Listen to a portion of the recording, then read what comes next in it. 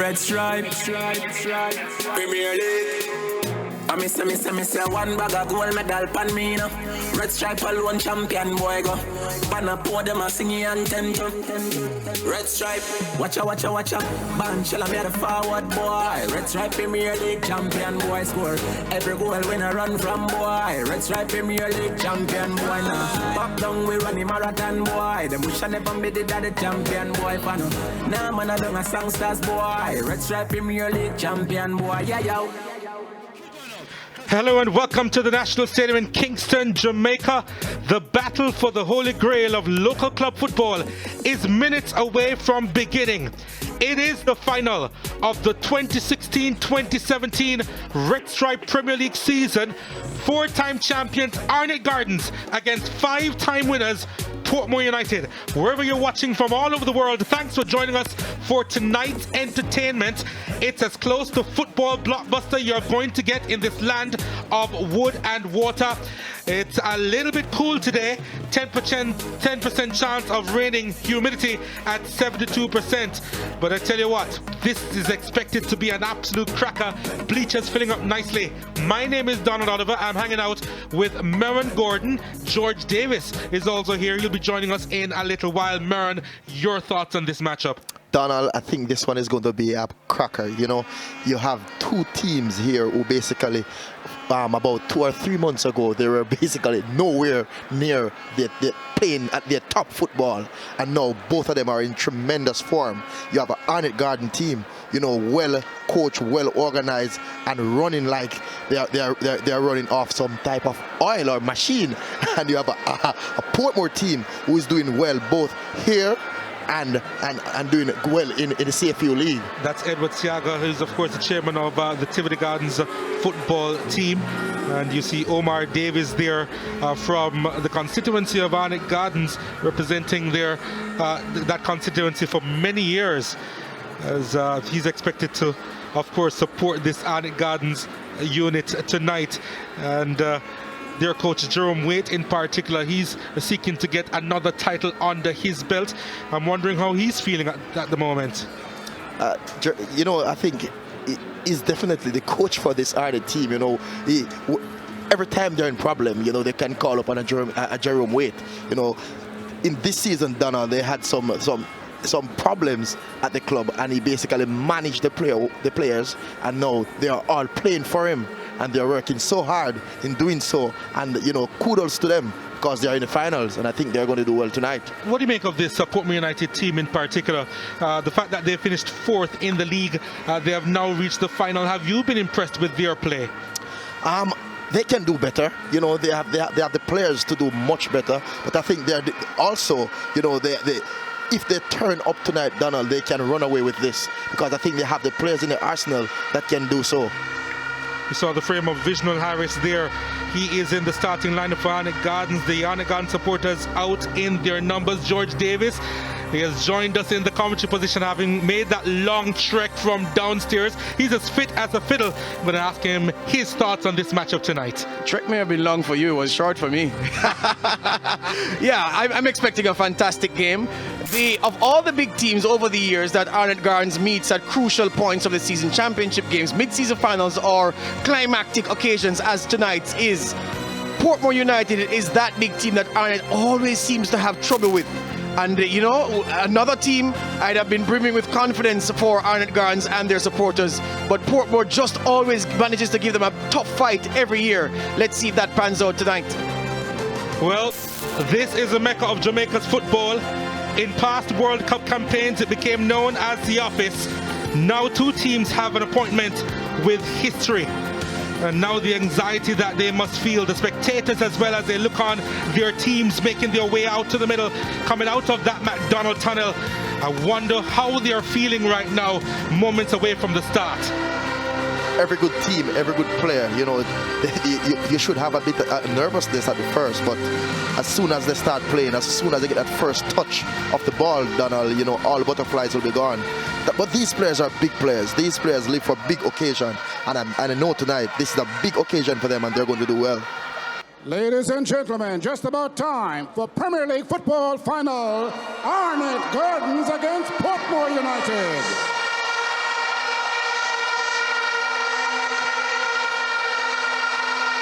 Meeting the teams will be Mr. Richard Bars, Chairman of the Board of the parent company of Red Stripe, Deno and Geddes. Also with him, Greeting party making their way out to the middle, led by one Mr. Edward Siaga, former Prime Minister of Jamaica. Raymond Anderson, Vice President of the Jamaica Football Federation. Don Anderson, President of the PFAJ, also there. The Minister of Science, Energy and Technology, Dr. Andrew Wheatley, in his Jamaica jersey. Ali McNabb from the Ministry of Sport is also in the greeting party. And the Sagicor Red Stripe boss, Richard Biles, in the short sleeve red shirt. He is in the line in front of Mr. Siaga Donald, and Kamal Powell, the sponsorship chief at Digicel, make up the greeting party.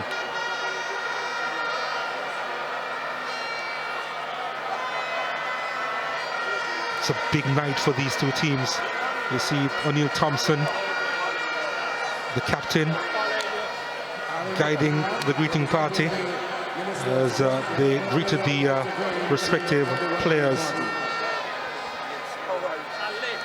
And now we'll pause for the singing of the national anthem. The national anthem to be performed by Nickett Morgan Williams. Nickett Morgan Williams will be singing the national anthem.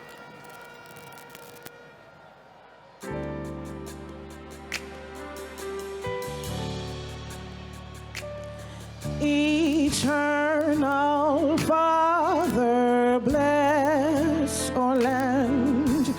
Guard us with thy mighty hand. Keep us free from evil powers. Be our light through countless hours. To our leaders, great defender, grant true wisdom from above. Justice, truth be us forever. Jamaica, land we love. Jamaica, Jamaica, Jamaica, land we love.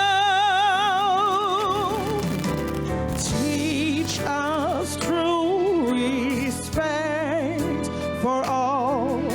Stir response to duty's call. Strengthen us, the weak to cherish. Give us vision lest we perish.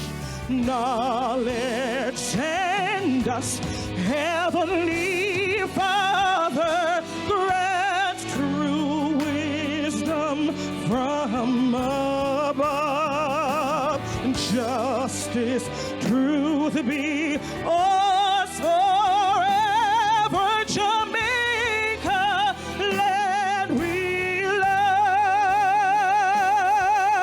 Jamaica, Jamaica, Jamaica, land we love.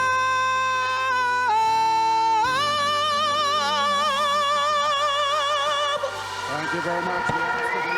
Brilliant rendition of the national anthem of Jamaica.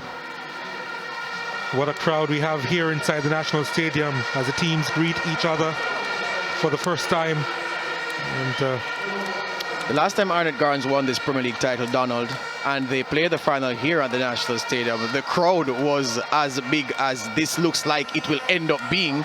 They have a massive following, and the viewers in the Eastern Caribbean will have heard us say week after week that Arnett Gardens is everybody else's second favorite team, regardless of where you're from. You love your home team, but you also love Arnett Gardens. They are that popular. Their free-flowing style of play, though, George, you know, they definitely attract anybody.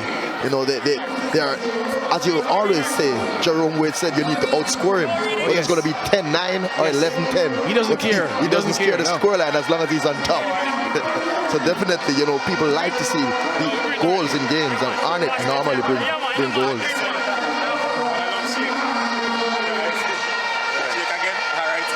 Daniel Bartman will be in charge tonight. Will be assisted by Stephanie Daly Singh, Nicholas Anderson, second assistant. Edith Hamilton will be the fourth official for tonight's final.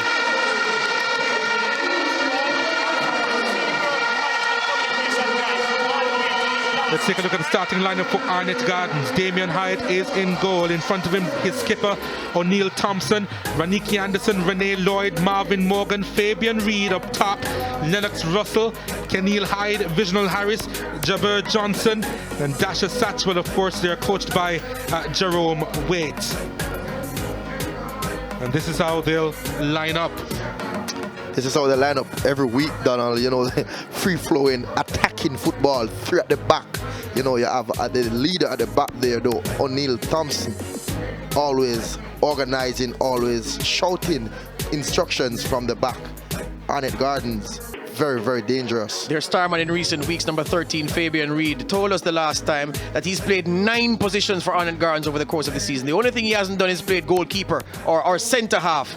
Everywhere else he has been.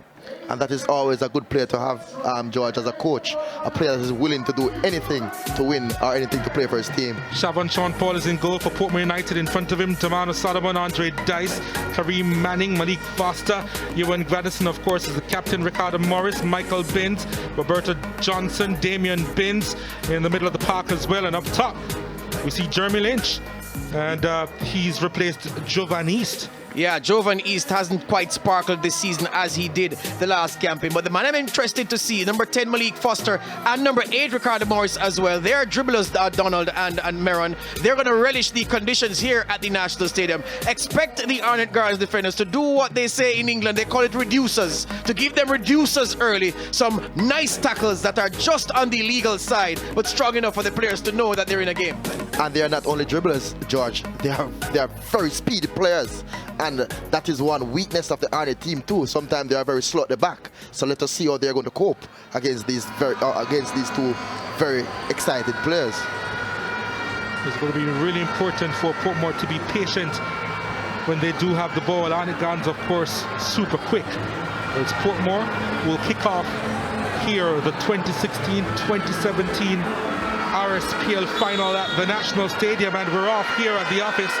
And it's Portmore United with the possession, and as I mentioned before, they just want to control the tempo of this one. Arnett Gardens, of course, they also play the possession game, but they are so quick on the ball. And Jeremy Lynch over on the far side making space, almost finding Malik Foster, who was making that run inside the area. Of course, Jeremy Lynch is also a very speedy player, but he's also has brilliant movement off the ball as well. Jerome Waite, of course, is a head coach of this Arnett Gardens team, the most successful coach in the club's history. Jerome Waite. Morris trying to do the 1-2 with Ewan Grandison. Portmore trying to come the other way. Fabian Reed will get there before it crosses the line. Does partnership with Lennox Russell. Reed continuing his run, but Russell will get the throw in over on the far side. One of the weaknesses for this Portmore team since this season, though, Donald, is they do not react to the transition from offense to defense quickly enough. And this Arnett team is a very, very good team on the counter-attack. Ball sent inside the area, easily handled by the Portmore United defense, and now they charge forward. Ball sent over to the right-hand side. It's a beautiful weighted ball. What a move by Foster! Oh, what a goal it is! Malik Foster, you beauty, gets Portmore United in front. It was slick movement by this Portmore team. Malik Foster. That was just brilliant. His 7th goal this season. The 20-year-old on fire in that play, and Portmore United ahead. Well, what did I tell you about Malik Foster and the danger? I knew there was danger from the time that Portmore United caught the ball in the transition, and it was on the foot of Michael Binns. An intelligent switch to his left, big diagonal. Andrew Peart mentioned that in the build-up, and then Malik Foster over the head of the defender, and then the feather touch at the end to just knock it beyond Damien Hyatt. That's a brilliant goal. Wicked counter from Portmore United, 1-0. In the pre-game show, Donald and George, we spoke about this midfield of this Portmore United team.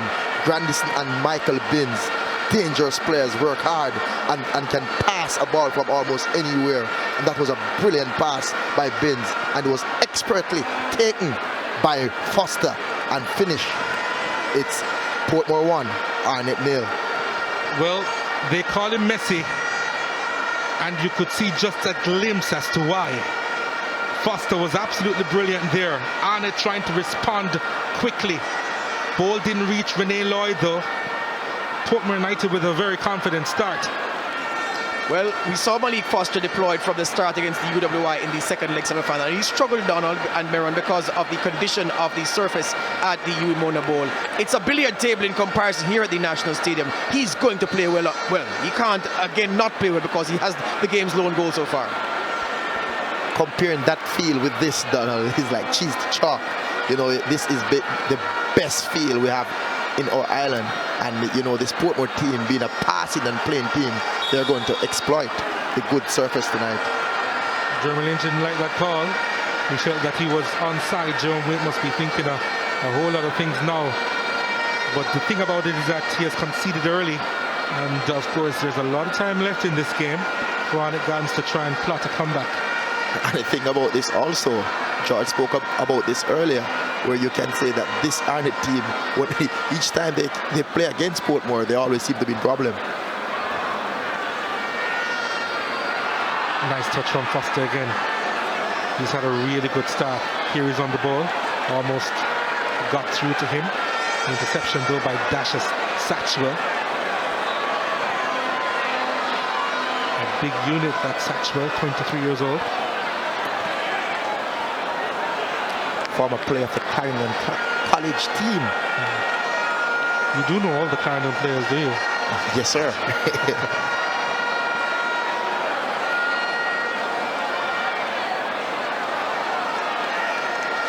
Heading towards the 5-minute mark here inside the National Stadium. And Portmore United, they're really on the front foot. Arnett Gardens hardly a touch on the ball. Ricardo Morris directing traffic. Just couldn't find Damien Binns on that occasion. And the point I made about Arnett having trouble with Portmore over the years, gentlemen, even when Portmore was known as Hazard United, Arnett Gardens always had trouble with Hazard. I never knew why, and it's been borne out so far. Kept in play, Fabian Reed capitalized, he sent this one inside. And Portmore United not clearing properly. Marvin Morgan picks it up and just ran out of real estate there. It's going to be a goal to Portmore. This Portmore team is very poor against balls coming across the goals. But I can tell you, this Arnett team always, that is their style of play, getting the balls to the flank players and getting it across the goal. So let us see if the Portmore team is organized or they're communicating tonight in order to stop this Arnett team from getting balls across the goals. It wasn't the smartest play there from Damona Solomon in trying to keep that one in play. Helped out his opponents well there. Russell couldn't combine with Reed on that occasion, a mix-up between both players. What a start Foster has had. What a start for Portmore. Foster his 7th goal this season. One of the standout players for Jamaica College a couple of seasons back at the schoolboy football level. And he's just about making his transition and making it well, the 20-year-old. There's a whistle on the play. There's a foul that was committed. Reginald Harris didn't like the fact that his team couldn't capitalize just now. One wonders how fit he is. Returned from a long absence. Almost you wondered if he was captive somewhere dark, but emerged to light up the playoffs for Arnett Gardens, and then went away again after picking up an injury in that first leg semi-final against Cumberland. And not sure how match fit he is, but he's a class player. Coach Wade gave him 70 minutes. In his interview, Coach Wade said that he think he can give him about 70 minutes. But if you can get 70 quality minutes from one Harris, you know, that is always a plus for your team. Well, they're on the back foot right now. So they really hope that he utilizes the 70 minutes. He gets a foot in now. Couldn't find Reed. Portmore United, they're really bossing the midfield so far, aren't they? Granderson trying to play it forward to Lynch. Binns sends it over to the right-hand side now. They're not afraid to recycle. Granderson. Long ball sent inside. It's over the top. Ambitious effort there from distance, that was.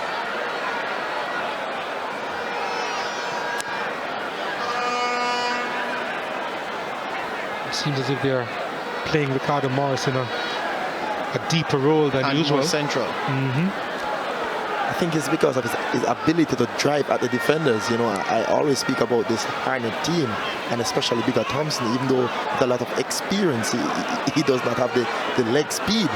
So when you're running at him, it can be very dangerous.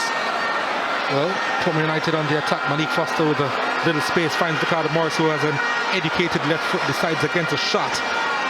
Binns. Well, he lost it to Harris, who gets by one. Couldn't get by Binns. Damian Binns.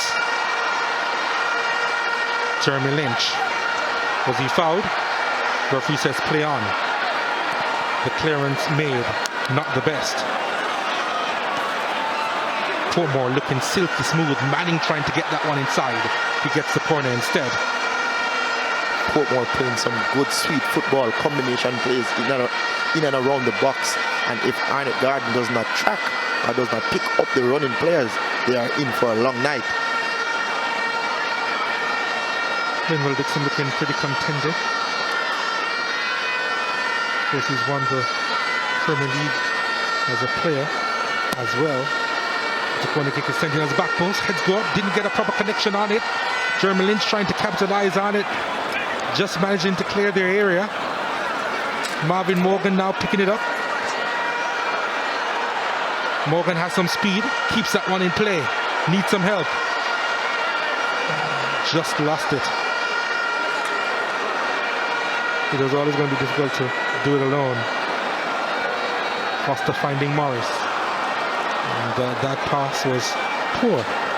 Gentlemen, I don't think the Arnett Gardens team adapting to the wide open spaces on offer here at the National Stadium, especially on the left-hand side of their defense. Lennox Russell not doing enough to track back and help his midfielders over there to close down the spaces that Malik Foster is looking to run into, and which the Portmore United midfielders are looking to pass into as well. Their strength, George, is always their weakness. You know, they tend to throw too much in attack at once. You know, they don't attack in an organized fashion. So, and when you have a quality team such as Portmore, they can counter-attack and hurt you in the blink of an eye. Arnett Gardens trying to get another attack going, and that pass going into touch. Of course, this team got the last available spot just after registering 13 wins and 13 losses in the league. That's Keneal Hyde. He's going to have to do a lot of work tonight over on that left-hand side. He's a runner. He's a standout schoolboy footballer for Calabar High, Keneal Hyde.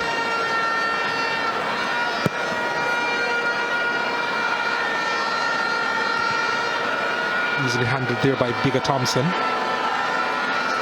Again, Thompson called to work, landed awkwardly, gets the free kick as well. And it's not very often that we see O'Neill Thompson go down and then remain down. Hit his head on landing, so doesn't look to be concussed. He should be okay. He's a big guy. Felt the impact from that. Yeah, he landed awkwardly. He's wearing the captain's armband, O'Neill Thompson, looking to get his second Premier League title for the club. Here's Arnott on the attack. Russell sends it across. Was looking for Reed. No problems there for Sean Paul. Took a deflection of Damona Solomon, which took some of the sting out of it and directed it into the path of the goalkeeper.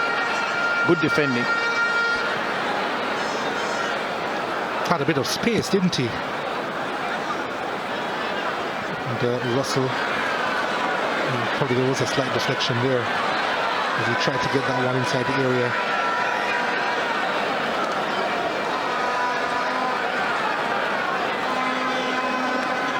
Just wondering what the coaching staff was thinking in starting Jeremy Lynch instead of Jovan East. I think it's his height. You know, because this Arnott team, you know, have some amount of height in the back line, you know, and Lynch is a stronger player in the air. So I think that's the reason why they gave him the nod. It's a good point, as well as his physique. Because he's taller, he's bigger than Jovan East. And when you're defending against men of the size of O'Neill Thompson and Reniki Anderson and Jameer Johnson, who have the height and presence, you need a forward who can mix it with them.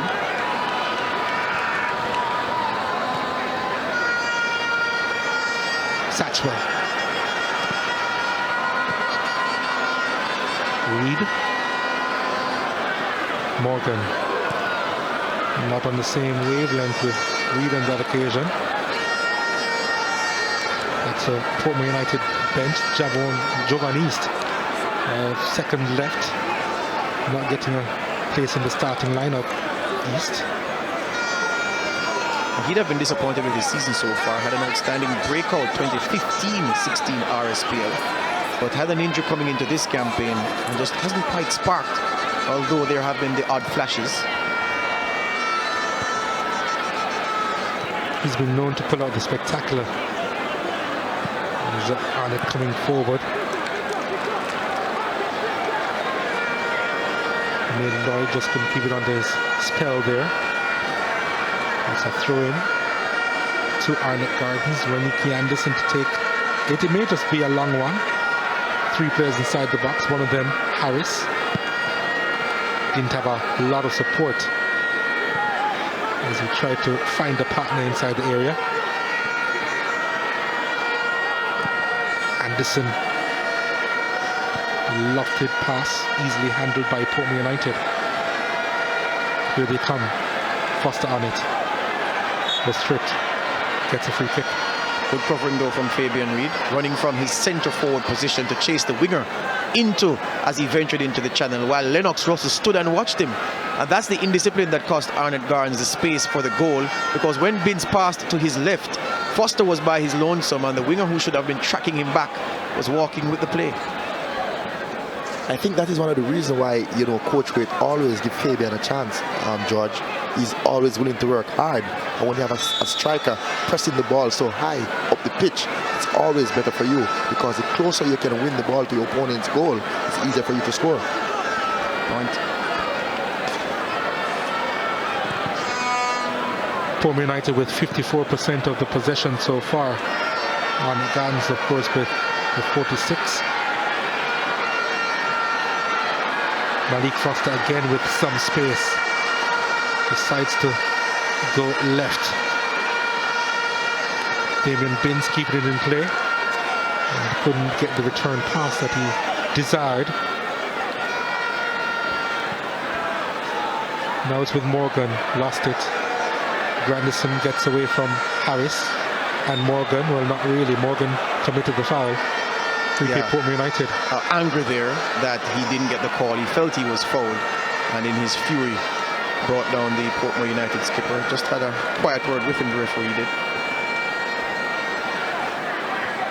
He's had a good year, Marvin Morgan. He has improved his distribution of the ball. That was my main issue with him. Well, that was his main issue. Worked hard, but just never used the ball properly. has improved on that immensely this season. Ball sent inside the area looking for Malik Foster as well as Lynch. And, they were asking for the corner kick and they got it in the end. Well, that was a tantalizing pass inside the area. And the two former players were really close to it then. And the threat with Lynch also to Donald. You can see both players basically have to be trying to go with him there. He's very dangerous in the air. Corner kick to Portman United, trying to get a second goal. Flicked in at the near post.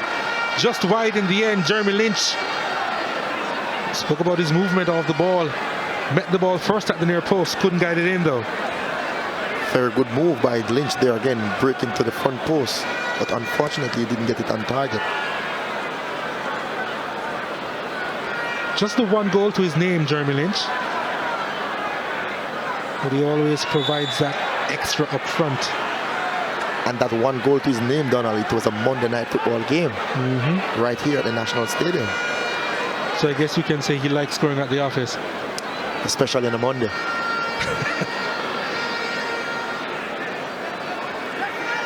Both coaches pensive, deep in thought, wait, a little weary.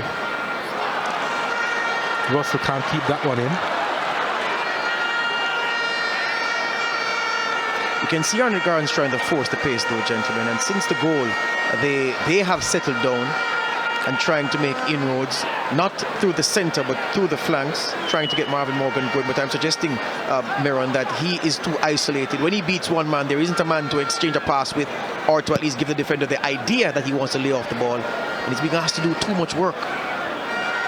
Sometimes I think, you know, that part of Harris' game needs to be worked on, George, especially when he's coming from deep down in his half. I don't think he joins the attack quickly enough, you know, to make combination plays with his strikers or even his wingers, as you suggested with Morgan. Michael Binns committing the foul there. Free kick to Arnett Gardens taken quickly. Harris looking for the outlet in Reed. And he was robbed of the ball, so it will go the other way. Portman United have been very patient so far and accurate in most of their passes. Lynch once again was looking for the foul, gets up quickly and trying to regain the possession. And long ball looking for Morgan. Goes out into touch, throw into Portmore. The thing about playing the lone striker though, you know, when you have a player such as Lynch, he needs to hold up that ball until the midfield can push up, you know, to join him in attack. But just moments ago, he tried to turn all by himself, so high up the pitch. I don't think that was a smart play by him.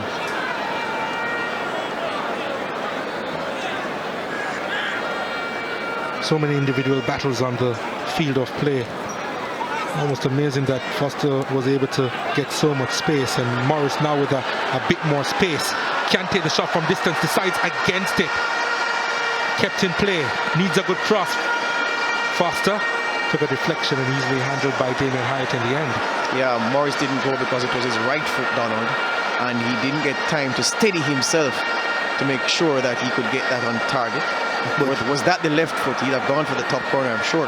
But George, the defender was on the ground. I was wondering why he had time, but I thought that probably he premeditated that pass. They couldn't change his mind in the end. And on the left foot, he has two, Ricardo Morris. Harris, now on it, Marvin Morgan. Has been closed down somewhat in this game, unable to express himself so far, Morgan. Tactics may have to change in regards to him. Of course, he and Visional Harris, they are the suppliers in this Arnett Gardens team, and they've been held close. This is Ewan Grandison now. Lovely ball. Ricardo Morris plays it over to the right-hand side. And doing some good work over there. The Arnett Gardens captain sends the ball upfield. Reed has pace, but not a lot of space to work with. Then Shavon Sean Paul with the clearance.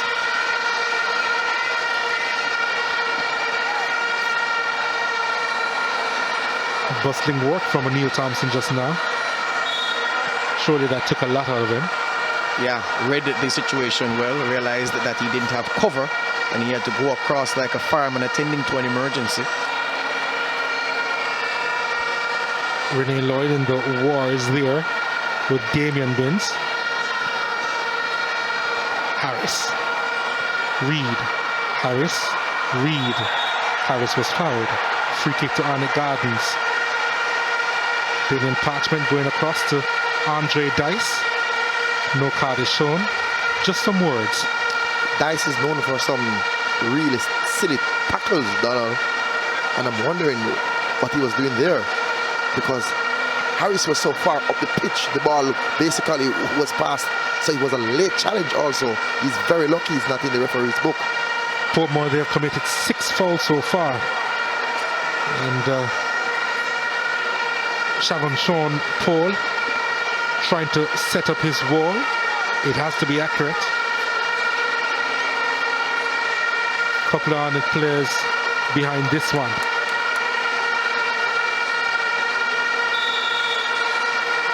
One of them is Dasha Satchwell. This one is sent inside, and Shavon Sean Paul gets it on the second attempt. He was pretty lucky on that occasion after he couldn't hold on the first time of asking. Lennox was not showing a striker's instinct there. The ball rebounded to him. I know several strikers would have put that goalwards at least, and he seemed as surprised as anybody that it ricocheted in his direction. Wasn't ready for it. But such an easy ball for the goalkeeper to catch, Donald. I'm wondering. Referee says play on as Manning sends it across. Oh, that was a poor pass in the end. Ricardo Morris was never going to get there. And Binns is still down. And an Arnett player also goes down. That looks to be Marvin Morgan as well. Visional Harris. Visional Harris. Yeah.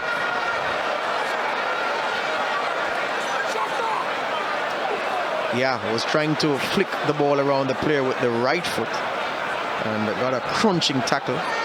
Feels it was deliberate to try to aggravate his injury. He's protesting to the referee, who's having none of it.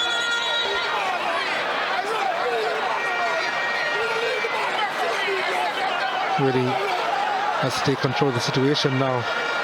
Referee Parchment. Harris is okay. He's walking away just fine. Binns is also back up, having not needed treatment from the sidelines. It's a free kick to Arnett Gardens.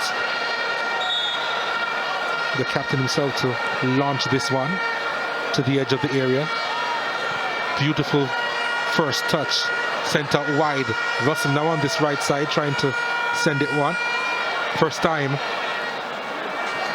And Portmore United handling the situation well. And now they have the throw.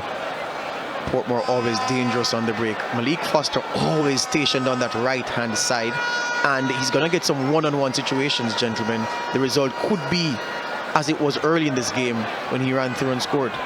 He's an out-and-out winger, George. He's always very wide, creating some space for himself and also pulling apart the defenders. If you're not smart when you're defending against players like that, they can pull your defenders apart, and with a pass that can split the defenders, he can get a one-on-one with the goalkeeper.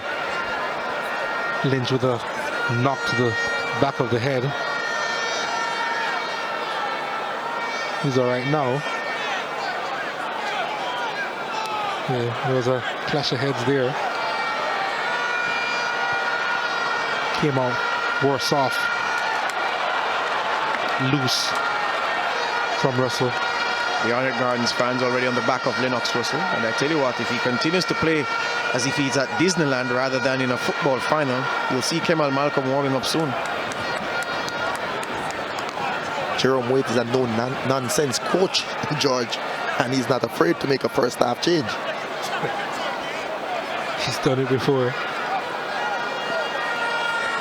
This is a finals. You can't wait and watch. You have to let things happen.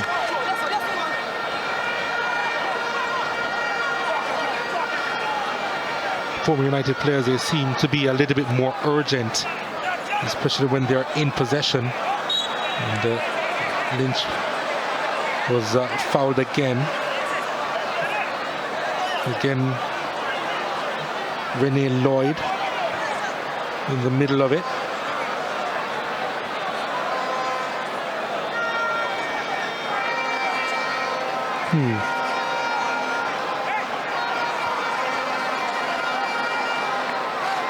Nothing was shown on that occasion. Just a free kick to Portmore United. Ewan Grandison behind this. Damien Binns also behind this. It's too far out, surely. You'd think. Damien Hyde making sure that the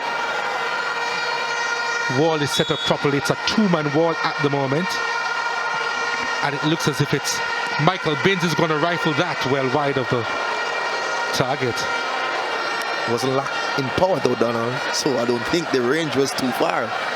Only the direction in terms of where the ball went was off. But it wasn't lacking in any power at all. It's just in recent seasons that he has been practicing his free kicks. Michael Binns doesn't really do it a lot in training, actually.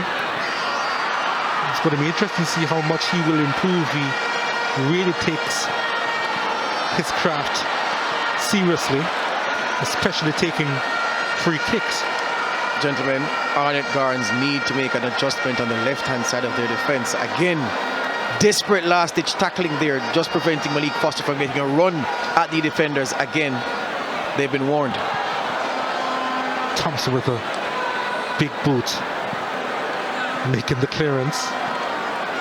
He doesn't look happy at all with his defenders. He has been forced to do a lot of mopping up work. Lynch couldn't keep that one inside.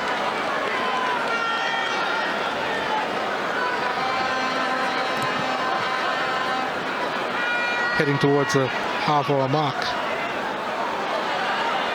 And it's been mostly Portmore United in this first stanza. They're the ones with the chances. They're the ones with a goal, of course, in the second minute of play, thanks to Malik Foster. Arnett Gardens, they haven't come out of their shell as yet. What can be done with this attack? Ball sent over to the left-hand side. Lloyd allows it to go to Marvin Morgan. Morgan, he has some skill, but he has a couple of defenders. Finding Harris, back to Morgan, back to Harris. The interplay between those two working out well. Lloyd chips this one at the back post, too far for Russell, who has to retrieve it. Sends it inside, well handled by Portmore. Now here's the one they call Messi. Foster skips inside, looking for options, gets by a second challenge, sends it wide.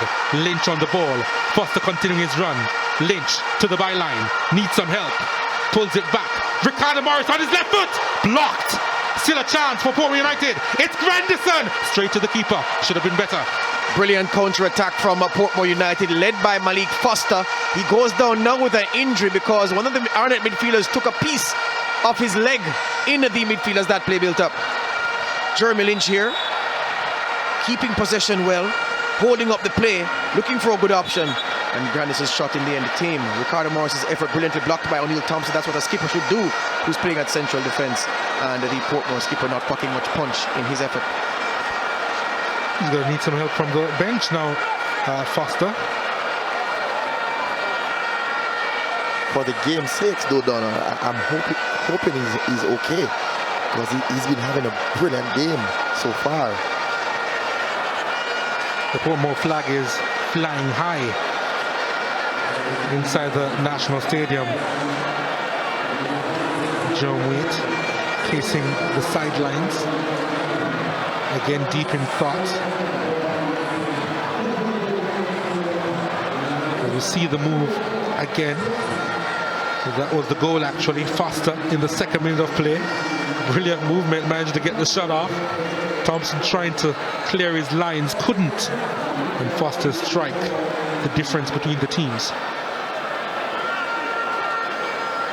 3 shots on target for Portmore United. Arnett yet to register 1. Lloyd sends us inside. At the back post is Marvin Morgan.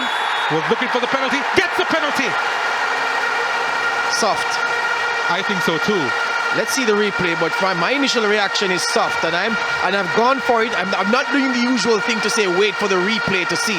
because the referee has one chance and we're going to criticize him if he gets it wrong.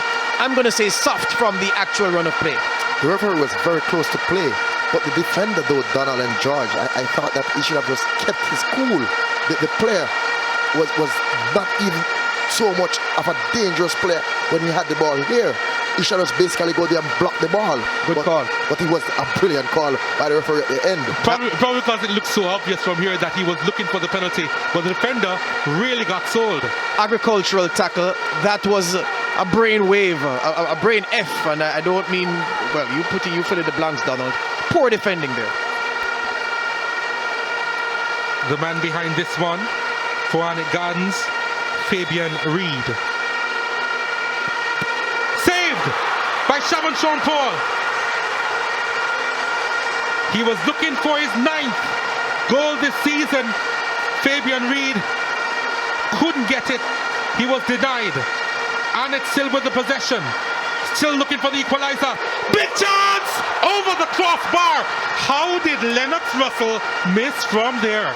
Lennox Russell has been having a nightmare thus far, and he himself is asking himself that question, Donald, from point blank range, but falling away. And when footballers fall away in those circumstances, they often end up putting the ball over the bar. Seeing Paul going down low to his right to keep out Reed's tame effort.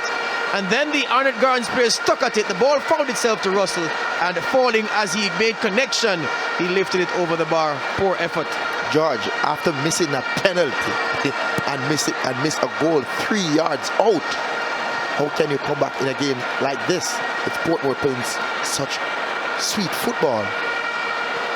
Not the best pass from Lloyd. It goes out for a goal kick, but yeah, Arnett Gardens, they haven't been sharp at all, and it's almost not surprising to see that missed effort there from Lennox Russell based on the type of a game he's had so far, George. Yeah, he's been poor. He's been one of the poorest attackers in a red and black shirt, Lennox Russell, and that man has been good, especially as the season has got old. Fabian Reed, and missing the penalty to the frustration of his coach, to the satisfaction of those gentlemen in blue.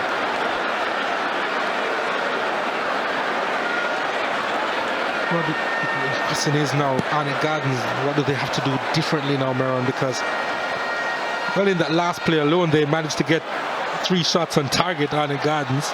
Before that, pretty much nothing for half an hour. They've missed a glorious opportunity. They just haven't clicked so far. We're going to get back to that in just a moment. Satchwell trying to find Reed, intercepted. Morris picks it up, looks up immediately, finding Malik Foster, or almost did. And Damian Hyatt was well aware. Overpassed there by Morrison. But look at Foster again. He's having a field day, George. Yeah, running into lots of space over on the right hand side. We've said it. Perhaps Jerome Waite needs to watch the game from our vantage to be able to see the whole picture. But he needs some plugging, some patching over on the left side of his defense. Donald, Coach Waite needs to do one of 2 things. Either he's going to ask his winger to go back and track Foster, or he's going to ask Satchwell to stay in that hole right there. And on the counter, he basically needs to slip over to that side to stop Malik Foster from basically killing them. Again, O'Neill Thompson had to be well aware on that occasion. Coach Waite seems to be frustrated about something. I mean, I could point to a lot of reasons. Linval Dixon appears to be at ease, although a little bit anxious. He would have been anxious a couple of minutes ago because he had an opportunity. Arnett Gardens. They just couldn't convert from 12 yards and then from 6. Mentally though, Donald, I think that is the most important talk halftime, you know, to get them mentally ready for the second half, because, you know, they can do this. They came back from games all the time and win, so they naturally know how to do this, but I don't think mentally they are here. You're right. Why would he not be here for the final? That's the question. Why would they need added motivation?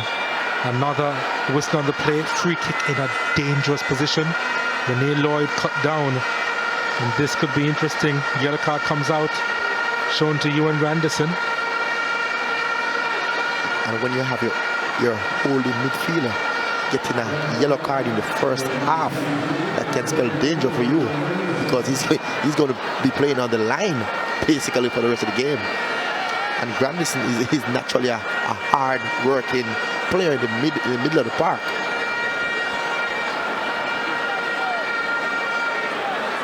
Seeing the challenge again. It was an ugly challenge, wasn't it? It really was. Renee Lloyd, as I said, cut down as to confirm the yellow card shown to the number 17 and the captain of the Sporting United team, Ewan Grandison. Shavon Sean Paul is already saved from 12 yards. What can he do from 30? And with the mood that Sean Paul is in, Donald, it will take something brilliant to beat him tonight. Visional Harris is behind this one. Takes a shot over the crossbar.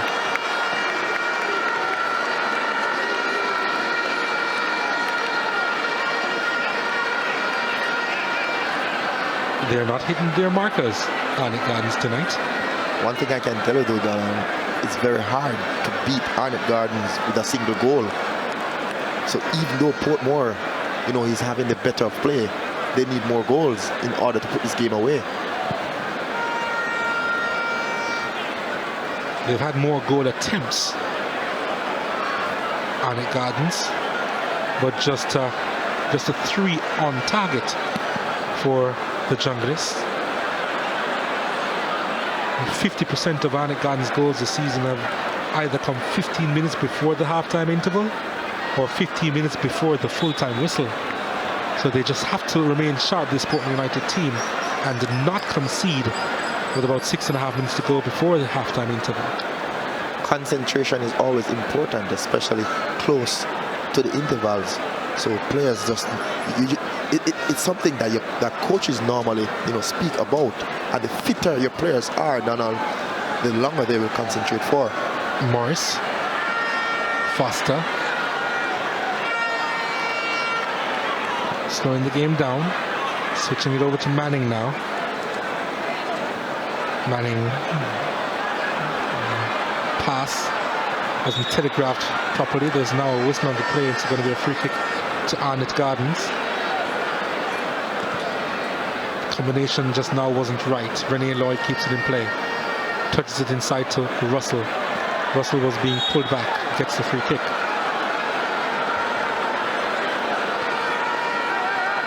Arnett Gardens, they are getting some very good free kicks in some promising positions, Donald, but they are just not thinking the game. Oh, that's a good-looking cross at the back post. Couldn't get behind it properly, Visional Harris. That was a big opportunity there. And Harris probably saw it a little bit late. Probably had an awkward bounce, who knows. But he just could not put that one away to get his third this season.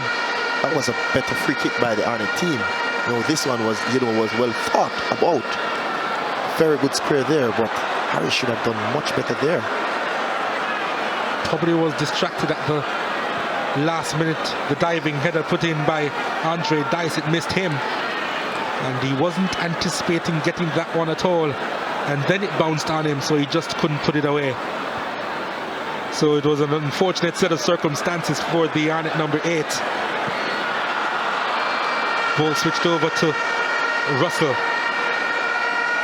And Russell was pushed from behind, was he? It wasn't a smart play there by the defender. He wasn't anywhere near the goal, and you fouled him near the corner flag, and the ball was heading into touch. His back was turned to goal. There were so many things wrong with that. That just doesn't make any sense at all. And if this should result in a goal, Donald, I can tell you, his players and his teammates. Yep.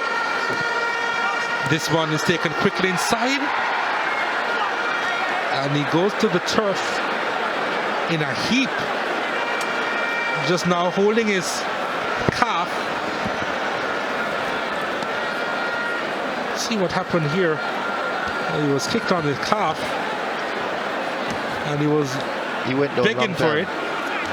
Renee Lloyd.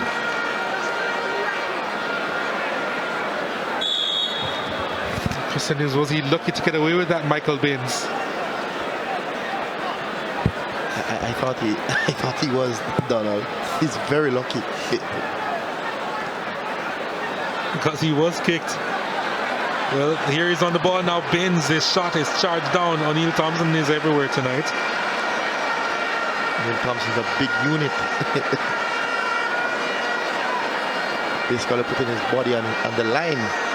Because when you see one Michael Baines behind the ball, Donald, you have to have a strong heart and a strong mind to go behind a kick coming from him. Indeed.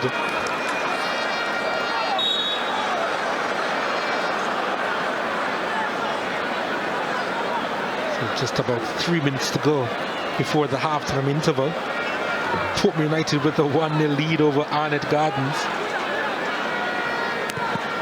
You know, I suspect that if you're going to be writing the script of this RSPL final, that you wanted it this way. Portmore to go ahead, Arnett to try and come from behind. That is definitely a second round battle that everyone in the island would want to see, Donald.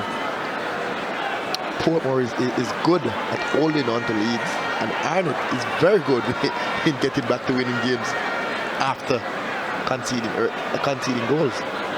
And that's why people love this club, Arnett Gardens, because of their very nature, not giving up. Never say never attitude.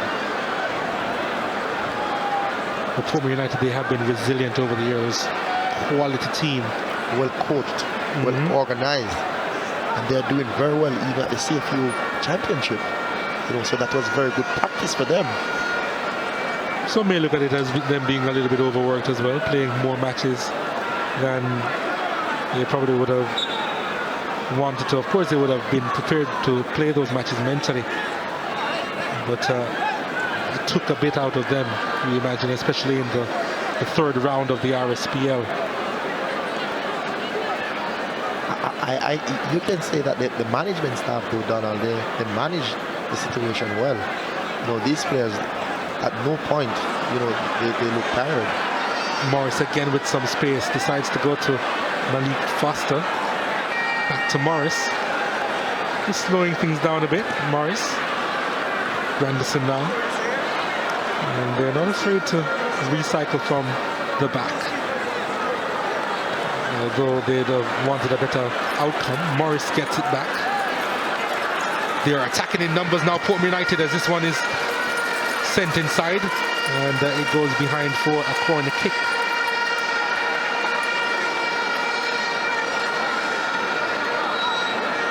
Their movement of the ball tonight has been superb, Maron. On the other hand, though, Donald, Arnett is giving away some silly balls. This is not the Arnett Garden team we saw in the past month. But they say big players and big teams look for big occasion. 5 players inside the box for this corner kick at the back post. High, got a hand on it. Had to put it behind for another corner kick. Was stretching there and had to get something on it. Very, very good goalkeeping there by Head. Kept his eye on the ball until he made contact with his gloves. And taking the ball away from danger. Dice was right there, ready to pounce. This one again is sent inside and eventually outside for a goal kick. So just about 30 seconds to go in this first half. Portmore still with the 1-0 lead over Arnett Gardens. And we certainly have to regroup come the second half. They haven't come out of first gear at all. While Portmore United, they have been touring. I think Arnett is still in neutral. That wasn't the best pass inside from Damien Baines. Was there a deflection though? I believe there was a deflection. It's going to be a corner kick to Portmore.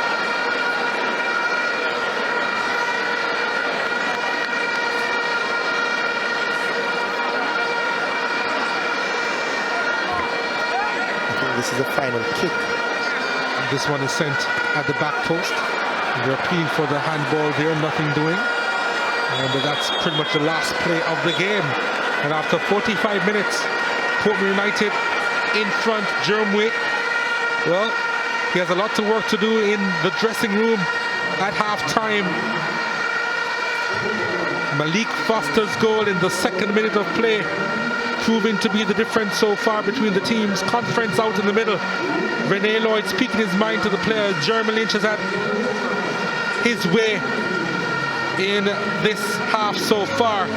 But Arnett Gardens, they have a lot to talk about. And Jerome Waite,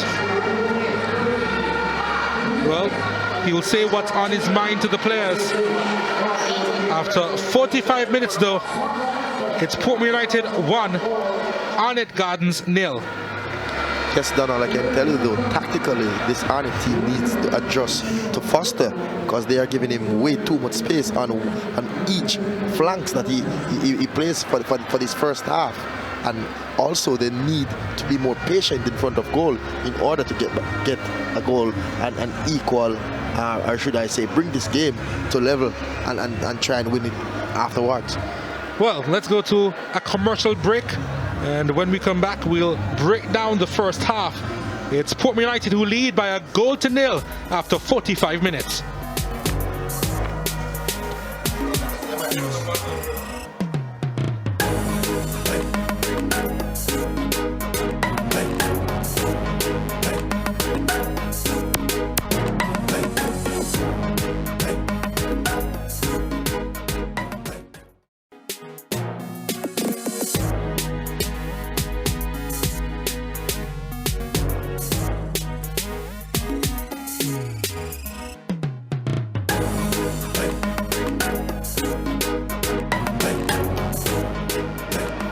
Welcome back to the National Stadium. We have a good crowd here inside the venue. It's a good score if you're a Portmore United supporter because your team is leading 1-0. Not so good for the supporters of the Arnett Gardens Football Club. And gentlemen, there were three major talking points from the first half. The first major talking point, of course, the goal by Malik Foster in only the second minute. Ball driven into the box. So here it starts now. Michael Binns on the counter-attack. Look at Malik Foster to his right. Calls for the ball, gets a pitch of a ball into his path, over the head of Jameer Johnson, and Malik Foster bundles that home. Poor defending, Andrew?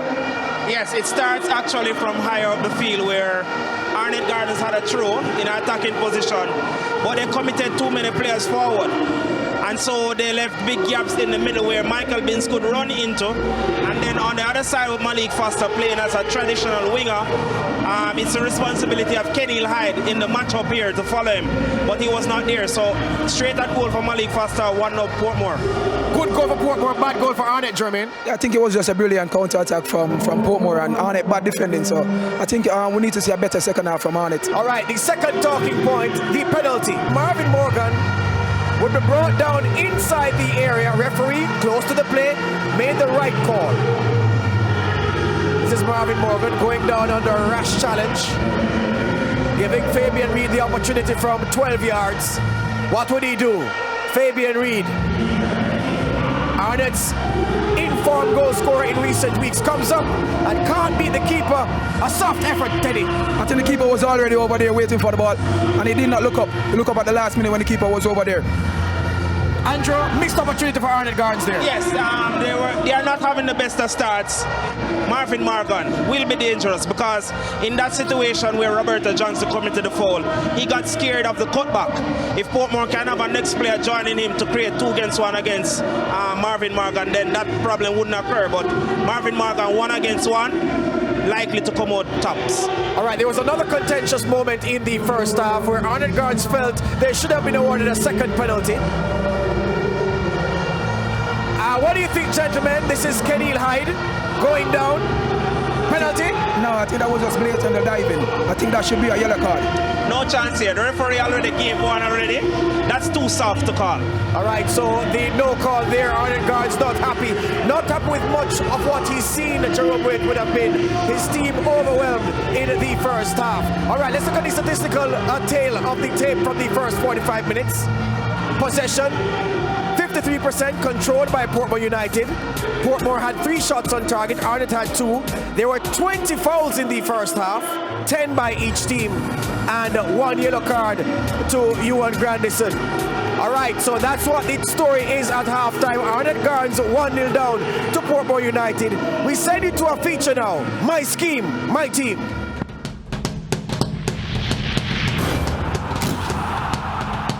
Big up Damana Salaman, you know? Miliko Bala, me I bring him from long time. Our Bala. From youth we can come to them big now. So big up a Bala Salaman. My scheme, my team, Portmore United, Damana Salaman. Just finish a nice gym session, you know. Me have my link them and my rage them, we have to deal with them, my scheme away. So crocodile I want big one. This time big, so me have look for fat jaw. Dice, right. So we are going to go in our village now, that's a whole harbour in our parish. So let's go. Can jump in there? Sure. Battery run down. For a training day when I just done train and I want something for eat or whatsoever, I have to head to the beach and go try to get 2 fish from my general. We are head off and go straight down a whole harbour bay, link up my general, do what you have to do from this. We are whole harbour bay now, so I have to link up the general. See general, this time when I get my fish them from anytime I need it. I'm a real fishman about the place. Pasta bling. Any mother snap and part and I catch it away. We feel like more chillax would come and just go on and eat one and shed them. Nice beach and the bird them and enjoy. More while a player can't get injured or whatsoever, so you have to have something else where you can rely upon. Always have to have a business on the boat. Always have to go out and make money, so no matter what. So I have to always have this. Grandma, this I have to come look fair, you know. My scheme, I have to big up my granny from day one. As I can see, there's not really, not much about me. We just fool and humble. Yeah, man. Always try to live loving no matter what. We're national, you know? Always try to always give a helping hand to youth, no matter what they want.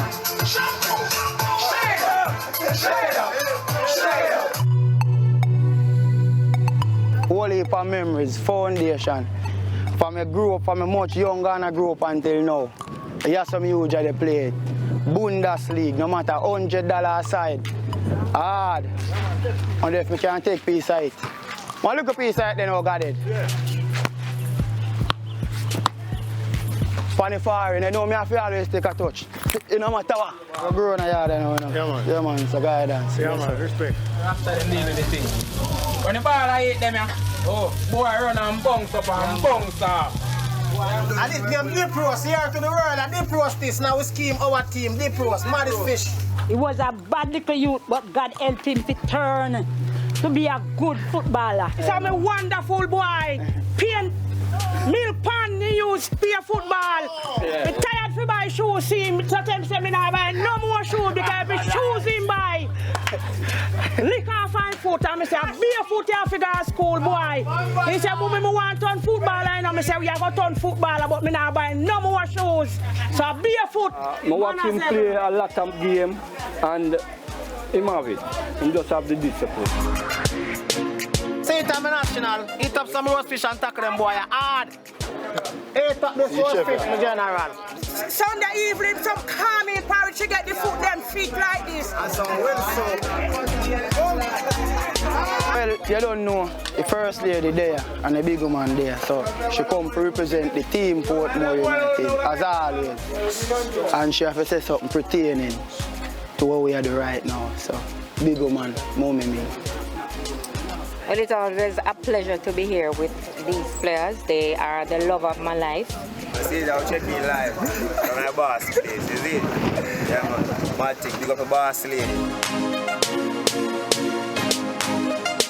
Damana Salaman, Portmore United. This is my scheme. Grab a red stripe.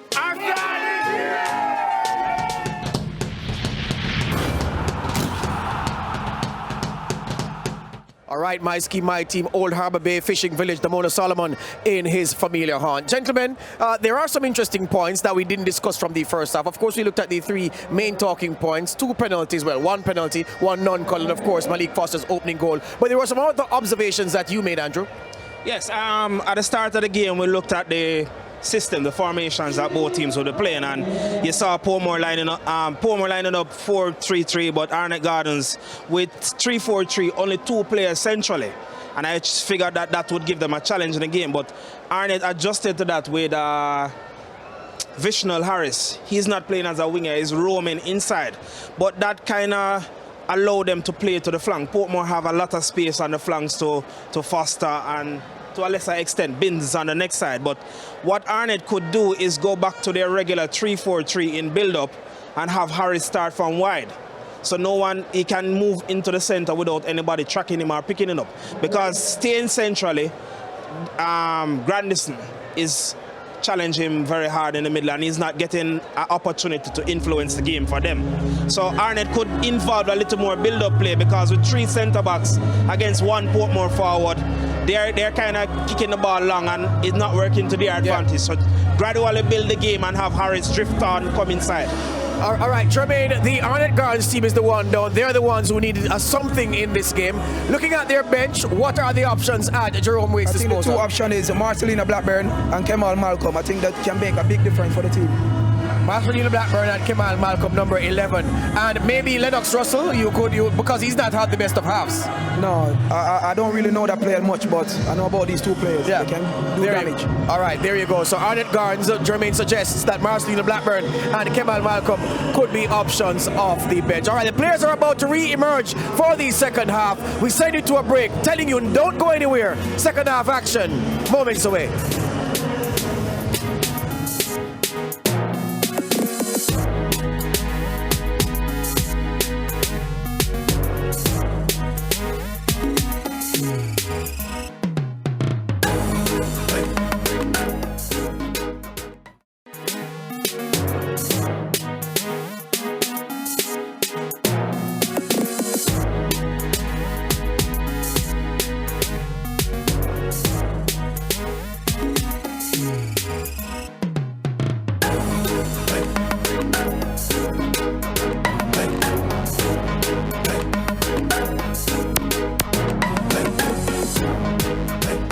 Welcome back to the National Stadium in Kingston, Jamaica. Portmore United leading Arnett Gardens by 1-0. Moments away from the start of the second half.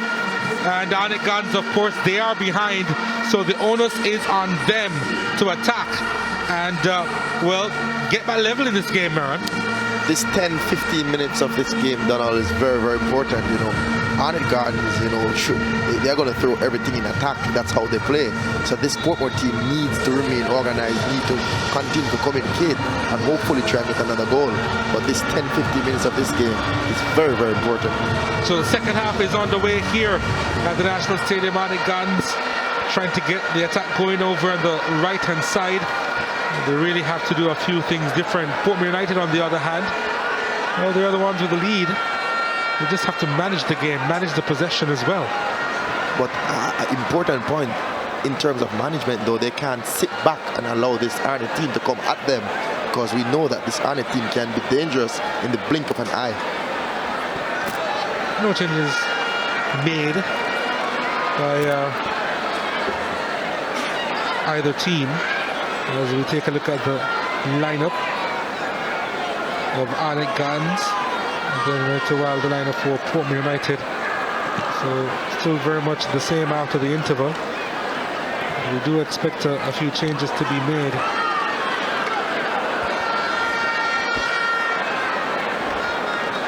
Renee Lloyd on the ball, looking for some space. Full pass inside, intercepted by Michael Binns.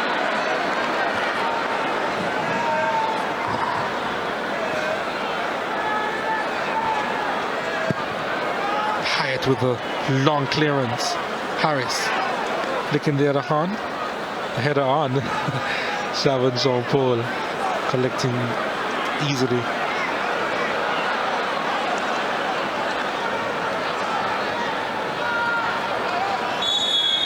The foul there on Morris. The yellow card will come out to Satchwell. So both early midfielders from both teams are on a caution. Johan Grandison received his in the first half, and now Satchwell in the second half. And Morris was appealing for it. And Satchwell getting the yellow card. Good movement here by Jeremy Lynch. Couldn't get a proper connection on it. Was aiming to let fly with the left boot, but somehow didn't manage to make the connection he desired. Brave centre forward play from Jeremy Lynch. Flicked the ball over one defender's head and was waiting for it to drop, but Reniki Anderson sensing danger. Fortuitous bounce for him. Gets rid of O'Neal Thompson, and a combination of Kineen Hyde and Reniki Anderson blocking his effort, and Lynch is hurt. Kind of threw him off that attempt as John Wade goes for another one of those long walks. No shades tonight, regardless of whether it's rain or sunshine. He usually dons them. In the meantime, I can bet it though, the shades will come on in time for interviews. The crowd is massive, absolutely massive inside the National Stadium. Not quite capacity.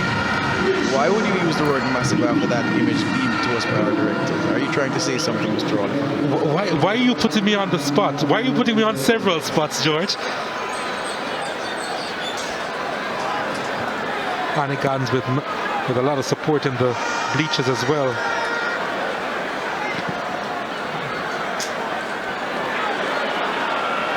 Can he keep it in play? No, he can't, Malik Foster. They are playing a little deeper, Portmore United. Morris. Foster is unable to get by Jabor Johnson. Johnson, one of the players, made the transition from the under-21 level. Of course, when the league was active a few years ago, it was a part of the Triple Crown for Arnett Gardens in that under-21 league.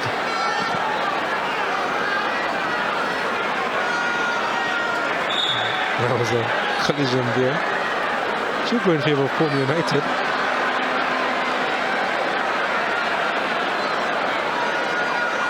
Johan Granderson and Reniki Anderson colliding.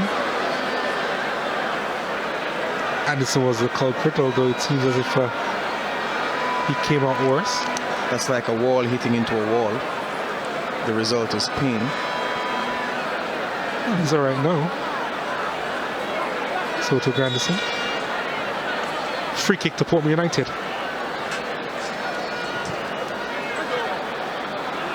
Long one taken. And to get the shot on target, Damien Benzats. Jovan East warming up.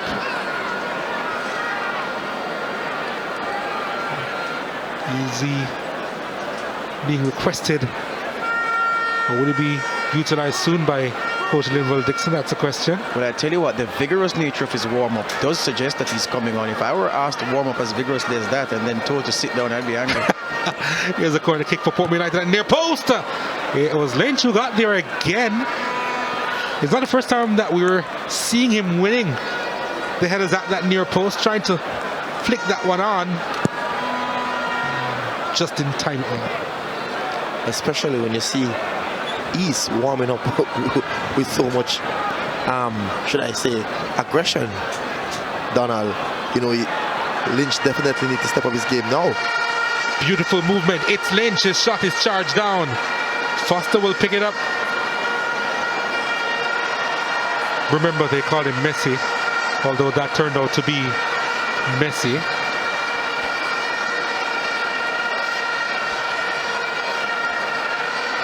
Pun intended, folks.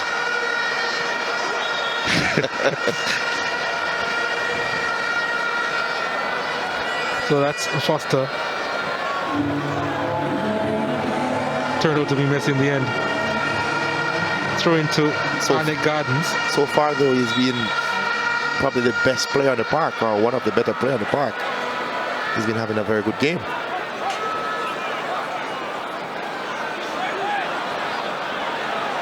Dice back to his keeper.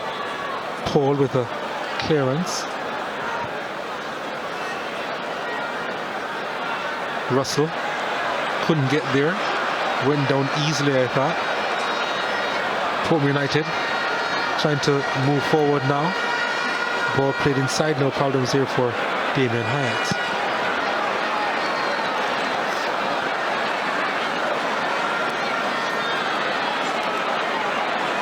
Good work up the back there by Roberto Johnson.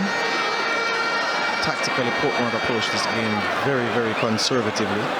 You can count how many times Michael Binns has passed and has ventured into the Arnett Gardens half, sitting alongside Ewan Grandison,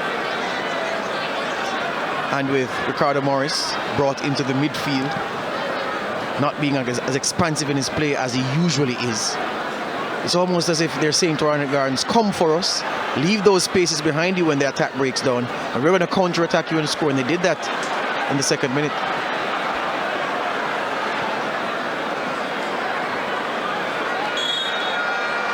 The challenge there from Marvin Morgan.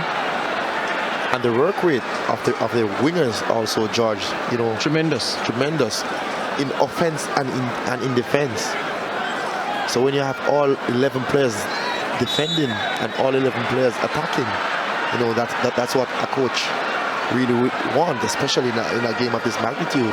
I tell you what, to add to that, Miran, as we see Binns going down with an injury after tackling Marvin Morgan.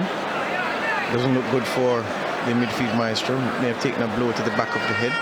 This is the challenge going in on Morgan. He was the aggressor, Binns. Ooh, awkward landing there, did the splits. But yeah, the kind of work rate at Miran that Malik Foster, both ways, in front, in attack and in defense, and then Damian Binns has been giving Linval Dixon. Lennox Russell hasn't been giving Jerome Waite that kind of quality, especially on defense. And nature-wise to George and Donald, this team is this Arnett team. We'll get back to that in just a moment. Lloydson, that one inside the area of 3 players fell and trying to get on the end of that one. It's snapshot take on. Oh, that's a brilliant finish. Raniki Anderson. It's Anderson. Well, he plays at the back, but that was a super strike from Raniki Anderson. It's his 3rd goal. The 29-year-old caught far, and Arnett are level in this one. I said it in the first half, Donald.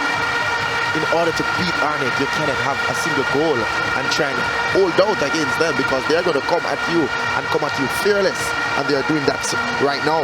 Yeah, Arnett Gardens, like the vampire, you have to stab with a silver stake, douse him in garlic. Look at this, the free kick comes in, messy, but look at the crucial play here. Jabir Jones with the back header, caught on the thigh by Raniki Anderson, the swivel and sweet strike. Any striker would be proud of that. That's from a defender, a central defender by trade. Wow. Brilliant goal there. Well placed also to Donald and George in the corner of the goal. Brilliantly taken there by a defender. I was just impressed with the power of that one. That he managed to turn and then let fly with the right foot. And then it found the corner as well. It was just brilliant stuff from Anderson. One thing I can tell you though, it's game on. Gentlemen, meanwhile, we were admiring that play. Rene Lloyd came off the field, and I tell you, he's not looking good, favoring the right hamstring. Veteran player, quality player, but he is favoring that right hamstring, number 35, stretching it as we speak. Let's see if he lasts the course. Portmore United to get the corner kick now. How will they respond? And gentlemen, Jerome Waite has sent Kemal Malcolm to go to the warm-up track. Giovanni's preparing to come into Portmore. Kemal Malcolm for Arnett Gardens.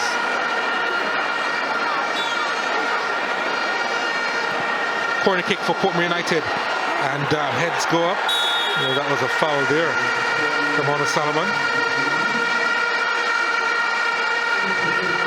And it's going to be a free kick. Well, the keeper had it, Damien Hyatt. There's the player warming up, getting ready to come on. Maybe making an entrance soon, Kemal Malcolm. Portmore is just giving away too much silly free kicks, though, Donald, in and around the box. Or should I say around the box? They gave away one inside the box. Yes, they did. So, and when you're playing against a team that is going to throw everything in attack, you just cannot give away silly free kicks near your 18-yard box. Anderson, Lloyd.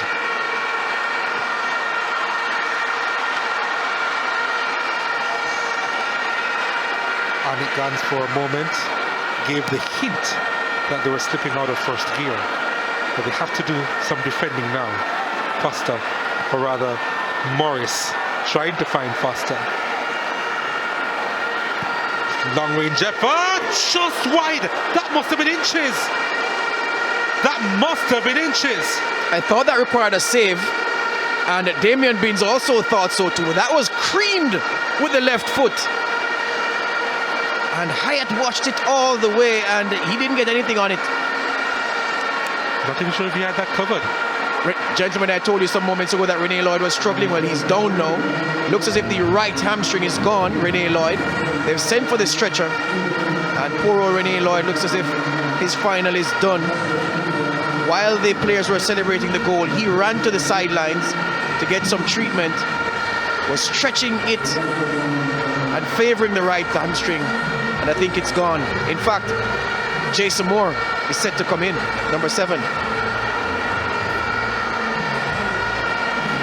Getting some words from Jerome Waite, Jason Moore. This must be heartbreaking, gentlemen. In front of the biggest crowd for any football match, whether international or local, in the stadium in a while, you go off injured when your team have just worked themselves back into the game. Crushing for Rene Lloyd. He's inconsolable on the far side as Jason Moore comes in to replace him. Yeah, he's in pain, but I suspect the anguish is based on the fact that he's going to be missing the rest of the game.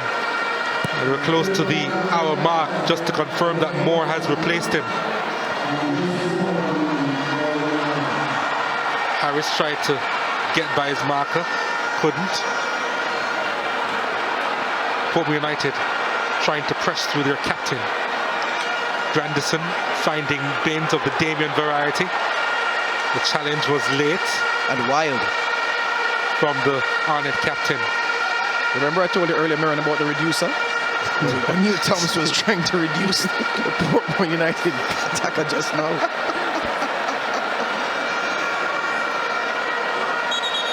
Surprisingly though, the referee didn't even give Thompson a word.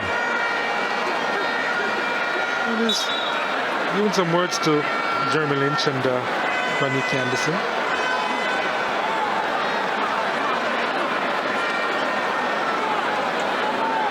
Jabber Johnson was also there as well. So far, referee Parchment is having a good game.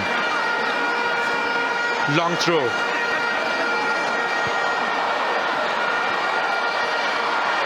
Arnett handling that well. Reed. Haven't seen a whole lot from him. Harris intercepted by Morris. Picked up by Satchwell. Johnson, can he keep it in? He does. It's a wonderful pass.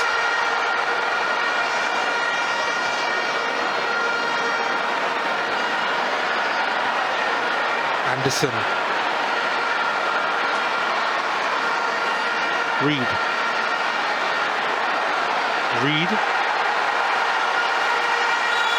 Looking for the space and trying to get away from Solomon. Brilliant work from Fabian Reed. Using his body as a wedge. Thou shalt not intercept the pass. Arnett. Trying to press, but Portmore United with some stubborn defending. They've lost it though in a dangerous position through Morgan. Morgan gets a throw over on the far side for his efforts there. Takes it quickly. Finds a new man in Jason Moore. Arnett playing this game at a furious pace, gentlemen.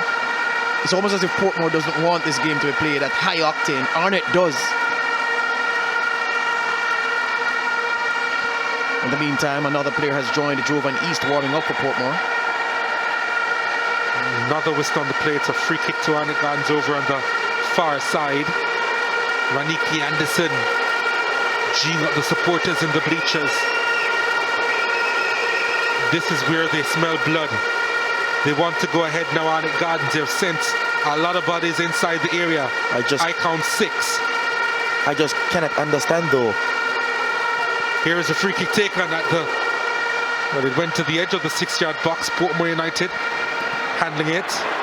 Sliding challenge there coming from Johnson. As I was saying though, I just can't understand why this Portmore team is giving away so much free kicks around the box after just conceding a goal from a similar position.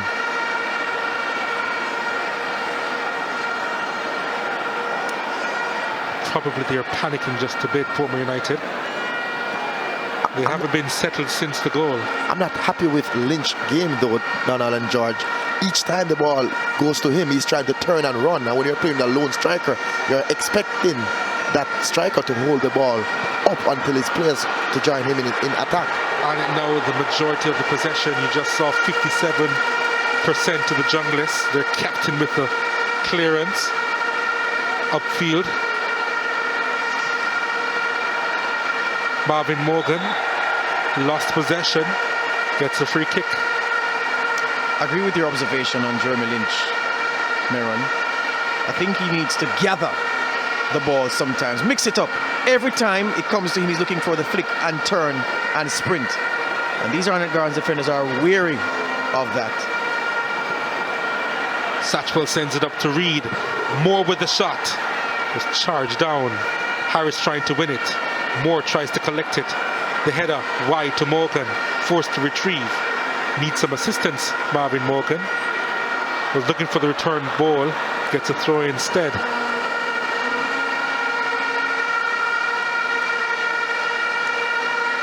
Morgan to take the throw himself. Finds Harris. Morgan with the effort! What a strike! Marvin Morgan! A bolt from the blue! Sends the team in red ahead! The crowd erupts in the stands! Marvin Morgan with a scorcher! And they lead by 2-1. One of the best goals I've seen here inside this national stadium. The ball broke kindly to him. When the ball broke, Vishnul Harris ran to retrieve it. Morgan ran onto it and said, Vishnul, excuse me, please. And then he gave that some violence, gentlemen. That's the word, George. It was a violent kick. What a goal there by young Morgan though. What a goal. George said that is one of the best goals he's seen in the stadium. That is one of the best goals I've seen in the stadium at any level, both local and international. What a goal, and what a place, and what a time to score that goal. Look at the ball here, thrown to Harris. Doesn't control well, the ball breaks, he was going for it, and Morgan said, excuse me, and my word, wow. One of the smallest men on the pitch, if not the smallest man on the pitch, striking it with ferocious power. Wow. Coaches always blame goalkeepers with goals scoring at the near post, but trust me, I just cannot blame Sean Paul. That was just a very, very good goal. Well struck there by Marvin Morgan. Morgan is known for producing magic. He did so at the schoolboy football level for St. George's College, and he really did some special strikes, especially here at the National Stadium. St. George's College won the Manning Cup, but that was a special strike. Gentlemen, Arnett Gardens down to 10 men because O'Neill Bigger-Thompson, their captain, is off the field with what appears to be a back injury. Arnett were trying to delay the restart of the game, but the referee was having none of it. He said, if you're injured, get off the field and let me get on with my game. So that's Bigger-Thompson on the sideline as Portmore make a change. Bigger-Thompson off the field, Arnett short-handed, and he's back to his feet as Kareem Manning has been taken out, gentlemen. Portmore United going to their bench first. Number 15 coming on. Seems as if it's East. Javon East. Yes, it is. Jovan East coming on. Jovan East, yes. So East replacing Johnson. It's an attacking move. Defensively though, this back four for the Portmore team is not having a good game, Donald and George. They are not communicating, they are not covering each other, and 1v1 they are very, very poor in defending balls. I tell you what, gentlemen, I made the remark moments ago that Arnett wants to play this game at high octane, Portmore doesn't. Arnett have just been a yard or two quicker than Portmore, anxious, aggressive, and that's what led to that goal. They've been pressing very hard since the start of the second half. and they've got 2 early goals in the second half. Whatever Jerome Wade told them at halftime worked. We said mentally they need to work on them halftime, and trust me, I don't know what Coach Wade did in the changing room, but mentally this is a different team we're seeing now on the pitch. He did the same thing you would have done, man, which is read the players the riot act and ask them to wake up. It's a final. You have to come out here and please the crowd, especially when you have about 80% of the crowd belonging to you. Oh, Reed gets by one, trying to get by a second. Last-ditch tackle there was necessary. Portmore United trying to go the other way. We have a final on our hands. What a first touch, what a second, and what a save! Chauvin East with a wicked strike with the left foot. And Damien Hyatt equal to the task. Oh my word, this match has caught fire, gentlemen. Did you see the first touch by East, George? The first touch basically set him up for the kick, and it was a brilliant save. So all around, good football here playing. This is not done yet. Corner kick to Portmore United, send inside. Ben's trying to get there. You can hear the crowd saying out. That's all they wanted. They wanted it out of the area. Seems as if every house at Arnett Gardens, Donald, is empty. Seems as if the entire Arnett Gardens community is here watching tonight.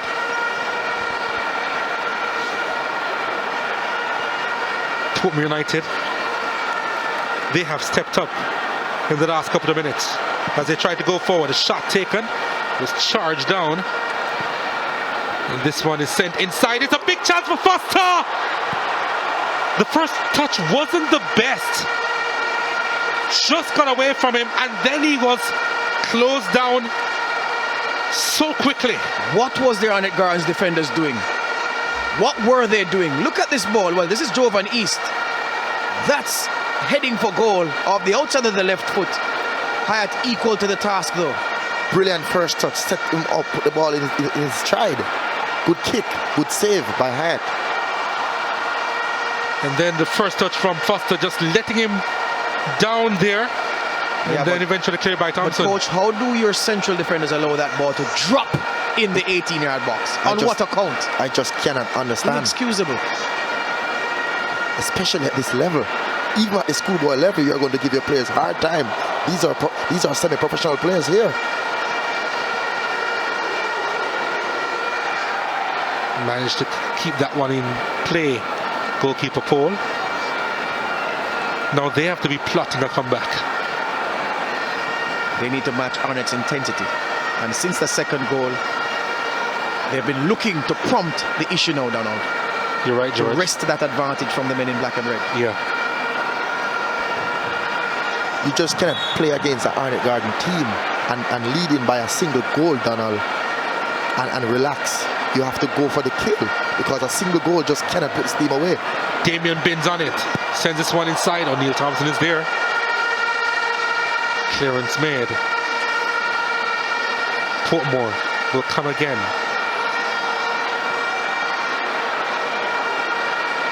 Moore. And true to his philosophy, Donald, sorry. Jerome Wade, 2-1 up, is making an attacking substitution because Kemal Malcolm, number 11, is preparing to come on, and he has the lead. He's making an attacking substitution, Jerome Wade. He just don't know how to defend. He's just a coach who's going to go for the kill no matter what the scoreline is. He's going to make an offensive change. But what is going through these Portmore United players when you're 2 goals down and you see a Malcolm coming on the pitch? Well, no team in the league has scored more goals than Arnett Gardens this season. But they've conceded a lot. The second worst, in fact, this Arnett Gardens team. They do go for broke. Morris's first touch was poor on that occasion. If you want to beat them, you have to outscore them. That's his philosophy. A change to be made now, and Kemal Malcolm is going to come in. Jerome Wade applauding Lennox Russell, who I think has been lucky to stay on the park for so long. Yeah, 72 minutes, huh? I've seen the young man play several games for Arnett, and this evening he was just off the pace. The rest of the team at Mach 90, and Russell some ways behind that. He comes off after putting in a shift nonetheless, and the express-paced Kemal Tul Malcolm comes in to run the Portmore defense ragged. So when you have Marvin Morgan on one side running at the team and Malcolm on the other side, that is scary, especially at the pace that this Arnhem team is playing right now. Portmore prepared number 12. Number 12 for Portmore United, that's looks to be Cleon Price. Or is it McCullough? It is McCullough, in fact. Yeah, he's prepared to come in, Donald.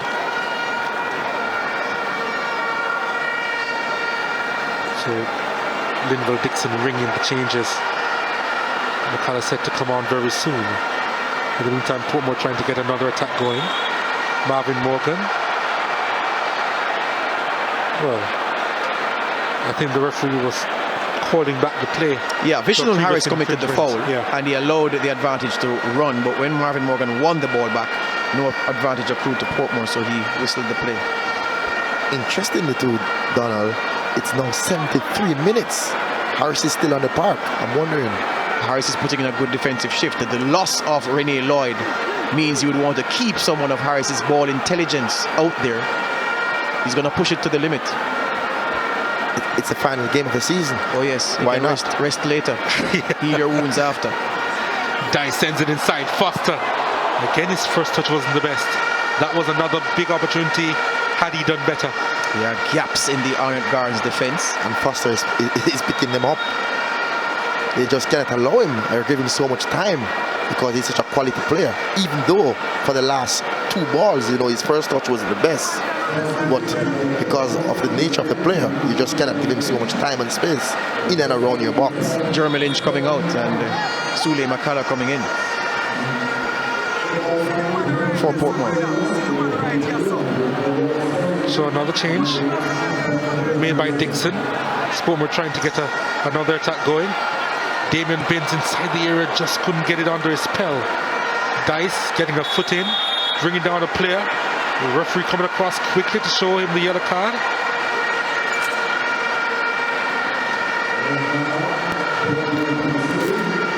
Making sure that he wasn't out of his sights. Andre Dice. Clipping Visional Harris. You say clip.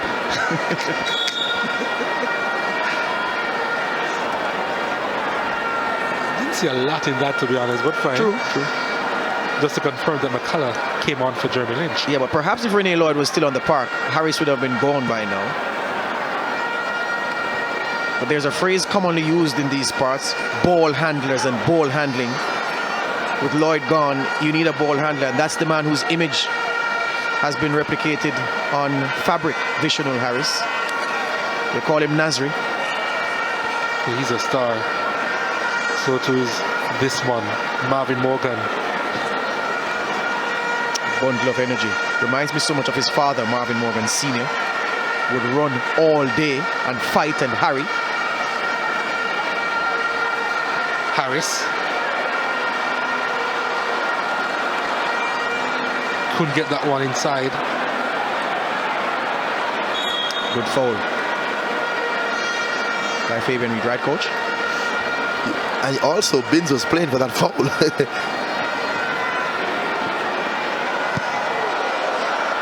They're rushing the play now, Portmore United. You can see a bit of panic setting in. Not getting the passes strong. But I suspect that they will have a few more opportunities before this game is over. They just have to take it. I want the coach to look at the Portmore United bench and tell me what he would do from here, given the resources at Linval Dixon's disposal.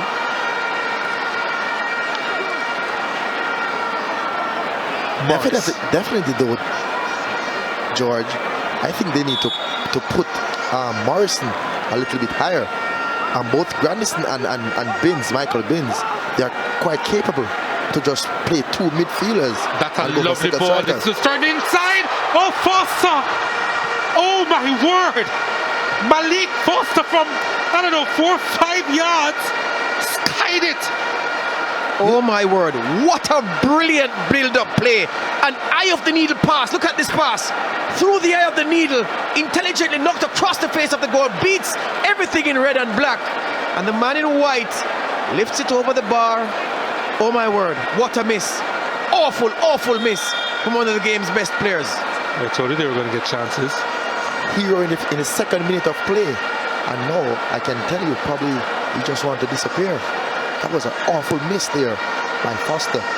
But as I was saying earlier though, George and Donald, I think they need to go for 2 strikers, because with only 3 defenders playing in the back line for the Arnett team that can apply some more pressure, I think Bigger Thompson is way too free in the back. So he's sweeping up some loose balls. But when you're playing with 2 strikers, you just add some more pressure to that back line. You're right, I think Portmore United, they're missing a trick, but if you're going to be creating chances like that, you have to convert.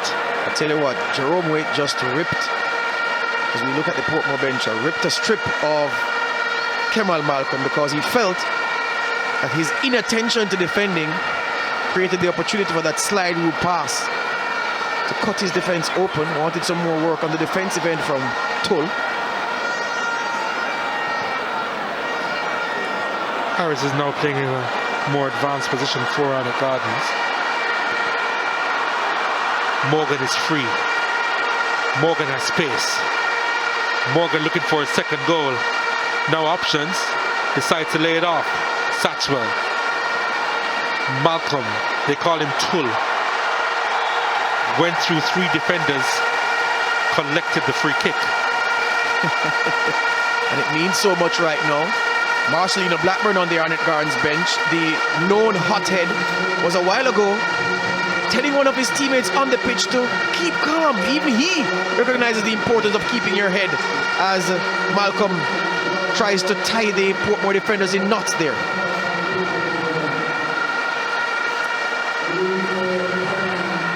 He's very skillful as well. Portmore committing 16 fouls. Jason Moore looks like he's going to be taking this one. It is Jason Moore! Oh, it's wide. It's a corner. It took a deflection, yeah. Wow. That was a rocket. What a strike.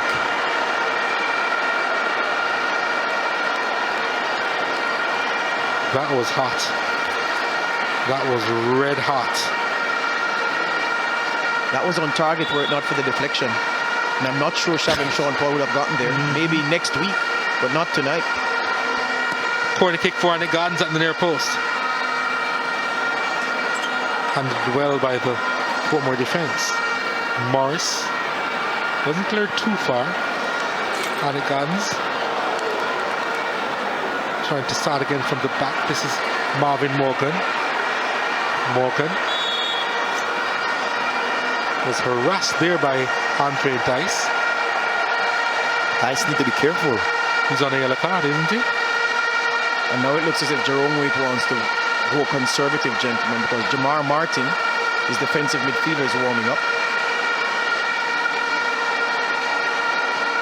But when you have Satchwell on a yellow card, George, you know, definitely he basically needs some help inside there. Yes, he does. Satchwell. Hyde to Johnson. Not the best pass from Johnson. Didn't look. Made up his mind to do that before realizing that the man wasn't there. Here's Portmore now. They're hoping to create another opportunity. It's a big chance for Morris. On his left foot, Morris! Didn't have a lot of power behind it. Damian Hyatt moving to his right, collecting that pretty easily in the end. Yeah, almost like a child walking with a pair of scissors. Careful. Wanted to ensure that he curled it into the top corner and in going for the finesse.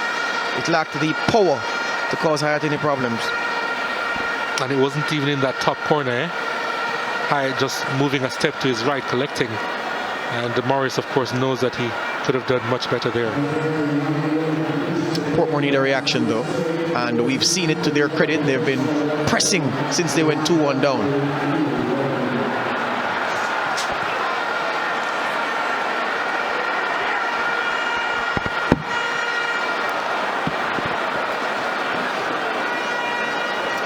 Throw into Arnett Gardens. They're going to take their time about this one. Most importantly now is to manage the game, Donald. You know, you need to run this clock as much as you can, and also you need to remain disciplined in a way that you just can't commit silly fouls in and around the box. Again, Morgan has space. Morgan goes down inside the area, was looking for the penalty. Referee says no, and I suspect he's going to get the yellow card, Marvin Morgan, for diving. Very good call there by referee Patrick. Marvin Morgan. He has a guilty look on his face, Marvin Morgan. he went down too easily there. He was buying that one. Didn't have enough money.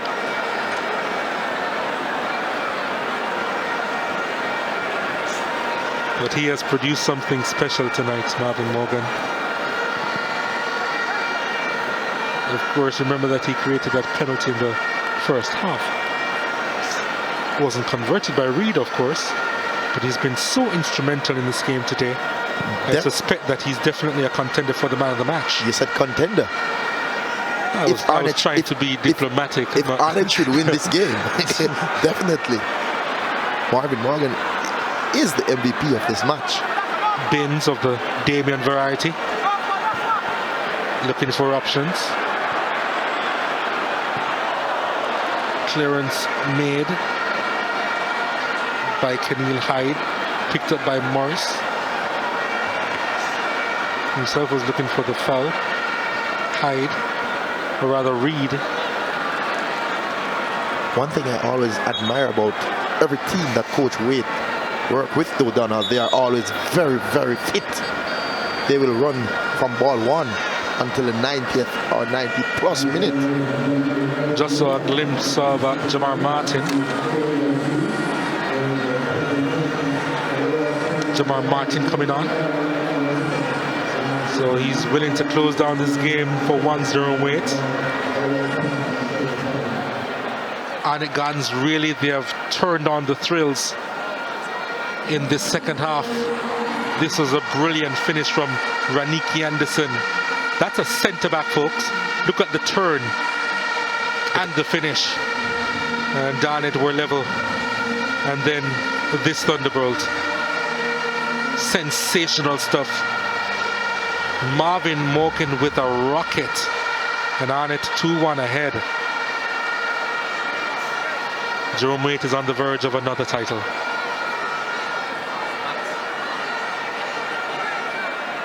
Jamar Martin.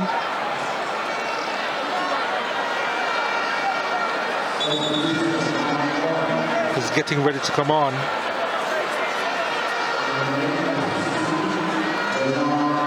He's getting ready to close shop. Jerome Waite.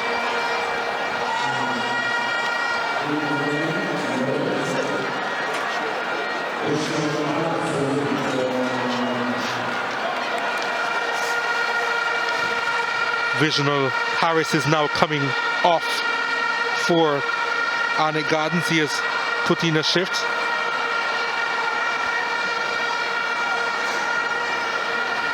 Martin replacing him. So we heard that he was going to put in a 70-minute shift. Ended up being on the park for about 86 minutes. And he has had a good night so far, Visional Harris. So almost 10 minutes over his time. It's called overtime, and I think it's in the basic salary package. Especially in the finals. I can tell you, he probably would have run for 90 plus minutes too, Donald. He's done really well. He has done really well. Visional Harris has done a good work today. Morgan lost it, and then committing the foul. Free kick to Portmore United. Just about 3 minutes to go.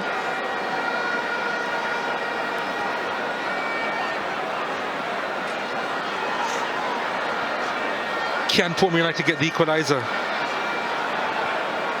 They have 3 minutes to save their season.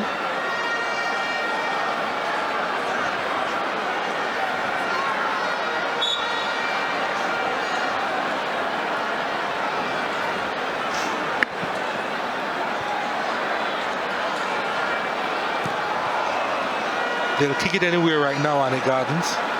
They don't mind, they don't care.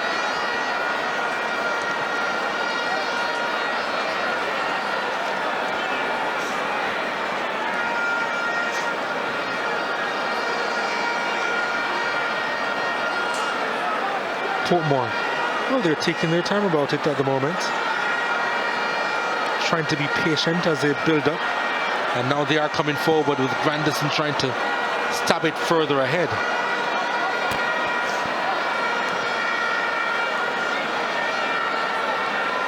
Solomon.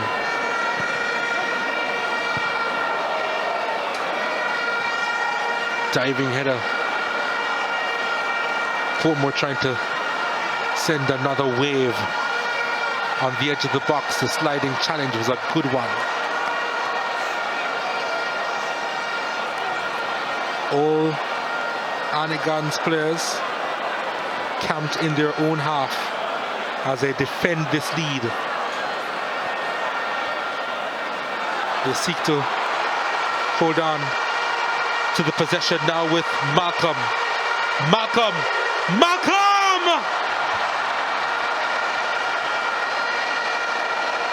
Wide of the target. That could have been game, set and match. What a chance. What a miss.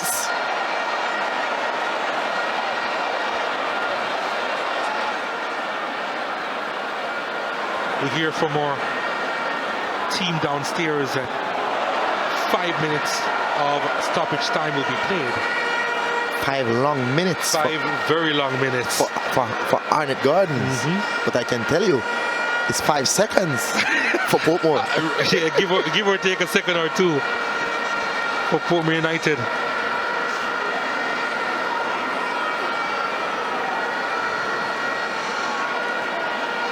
Portmore United, of course, they were on the losing end last year.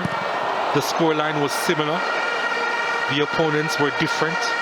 It was against Montego Bay United in Montego Bay. On that occasion, they had to come from behind to level. On this occasion, they gave up the lead. But there's still time. 5 minutes on the clock. Began 20 seconds ago. But they have to defend. Morgan sends it forward. Arnegan to wrap it up here. That was a challenge that needed to have been made. And it was done to perfection by Solomon. Very good challenge by Solomon, because if he had missed, his player would have been 1v1 with his goalkeeper.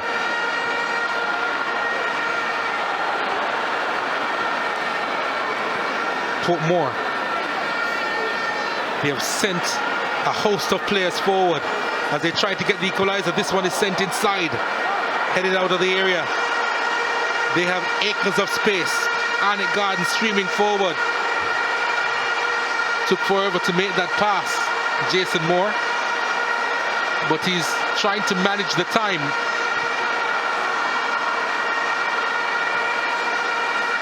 Morgan sends this one inside to Reed. Reed! His shot is charged down. Still they try to go forward. It's perfect for them now. Well, there's a whistle on the play. Oh, offside. Almost lost that one. The game is stretched.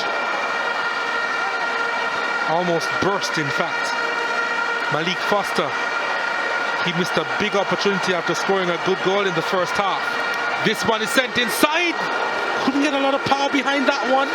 It's another big opportunity there for the substitute. Sule McCullough was trying to get his 4th goal this season.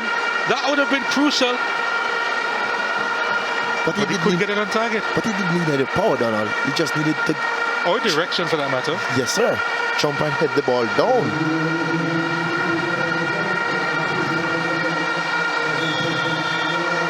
About 2.5 minutes remaining in this one. We see a shot of Portmore United fans leaving.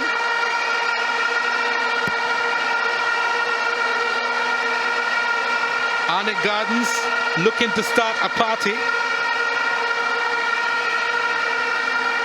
But you don't really want to write off Portmore United yet. Morris keeps it in play. Grandison plays it inside to Michael Binns. Binns knows to score from distance. His shot is charged down. Relief for the Arnett Gardens fans.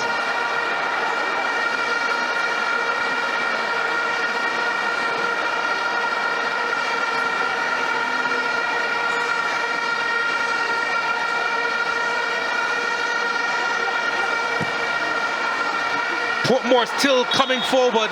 McCullough couldn't get it under his control, but there was a whistle on the play. It's a free kick to Arnett Gardens. Relief. Minute and a half. Long minute for the Arnett team.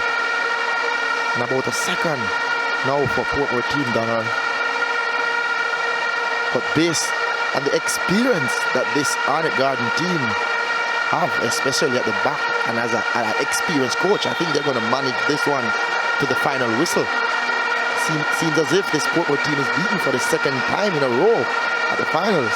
The similar scoreline.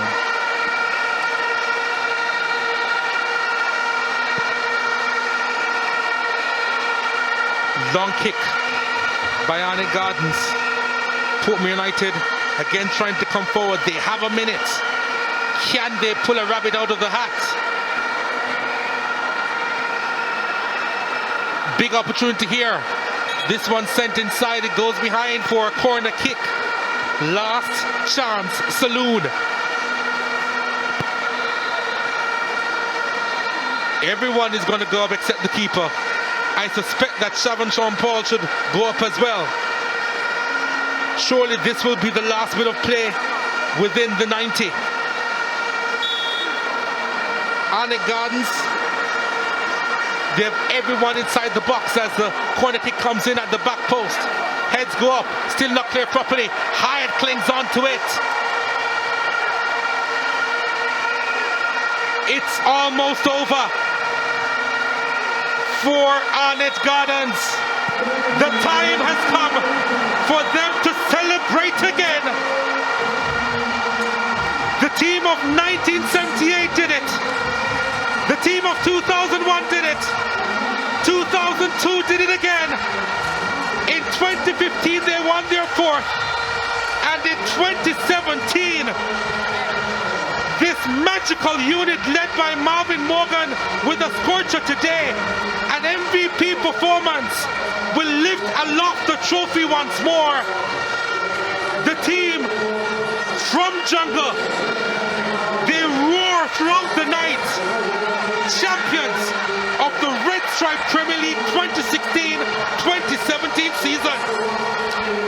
Donald, after the league format, Arnett Gardens was in 6th position. Now they're in 1st. Now, Coach Wade, you know, he's just an incredible man, you know, because his team was in turmoil at one point. Players had issues with the management staff. He kept them together. He managed the situation well, and today they are deservingly champions. Well, you see Jerome Wade there. I mean, what more can be said of this coach? He did it in 2001, 2002, and 2015, and he's done it again in 2017. Write them off at your peril. But Arnett Gardens in the knockout phase of any competition, they've got to be feared. And as we take a look at the goals here, Arnett Gardens were actually rocked back very early in the 2nd minute of play. In fact, this ball was sent inside to Malik Foster, who did really well. They called him Messi, and it was a bit of magic from him to send that over the line. Yeah, it was a very good goal, very good pass also by Binns. But after this though, after this brilliant goal that the Portmore team put together, for some reason, they slowed the game down. They didn't go for the kill.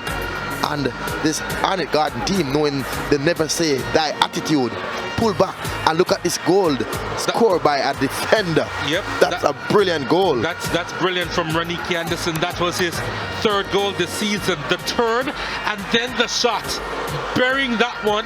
Shavon Sean Paul could do absolutely nothing about it, and Arnett were level. But if you think that was special, take a look at this. One of the best goals you're going to see here at the National Stadium. It was a rocket. Marvin Morgan burying that one. Probably the smallest player on the pitch, Donald. Buried that goal. The man of the match, Marvin Morgan. In the 65th minute of play. But the match was wrapped up. That was a knockout blow for Shavon Sean Paul and the Portmore United team, and they could not respond. And it turned out to be the final score. 2-1 to Arnett Gardens over Portmore United. You see the goal attempts, Portmore with 13, just 7 on target. Arnett with 8 goal attempts. They were a little bit reserved today, 4 on target, especially after the first half that they had.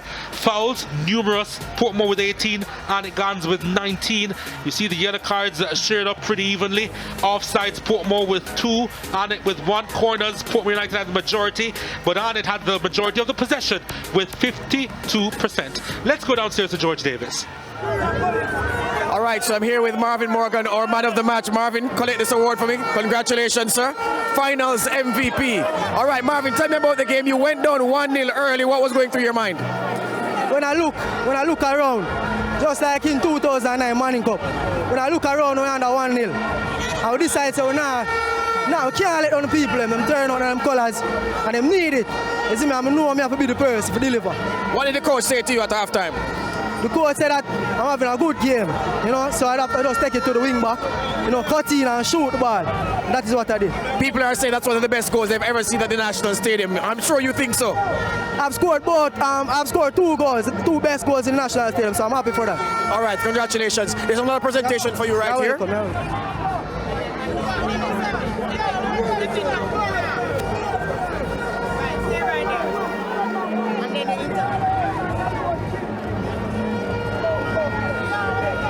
All right, I'm standing by to speak with Ricardo Nuncio of Heineken. Ricardo, it's been a fantastic final. What are your thoughts on what you witnessed here at the National Stadium this evening? I think we ended the season very strong. The final was amazing. Portmore tried, but Arnett really brought it home. So I'm very excited that we're ending the season like this. We remain committed to football.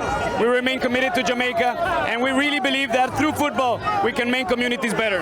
So I'm very happy. You had a strong Champions League final on Saturday, and now you have a big Red Stripe Premier League final.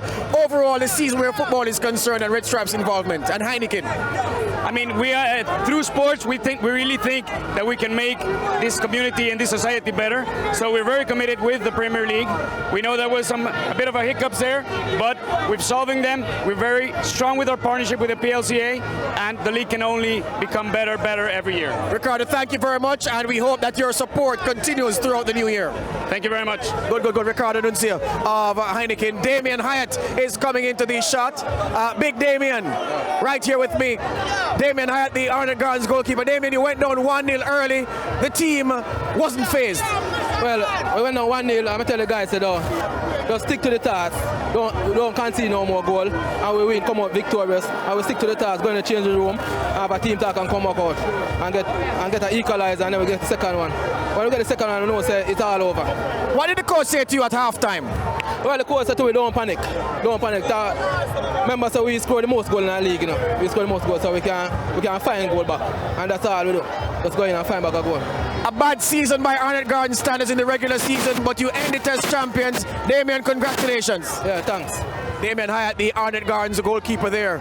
The goalkeeper who helped them over the course of the campaign, and it was fantastic. There's another man to speak to. Come on, Fabian. That's why I was hitching just now. Fabian, you missed the penalty at a crucial point.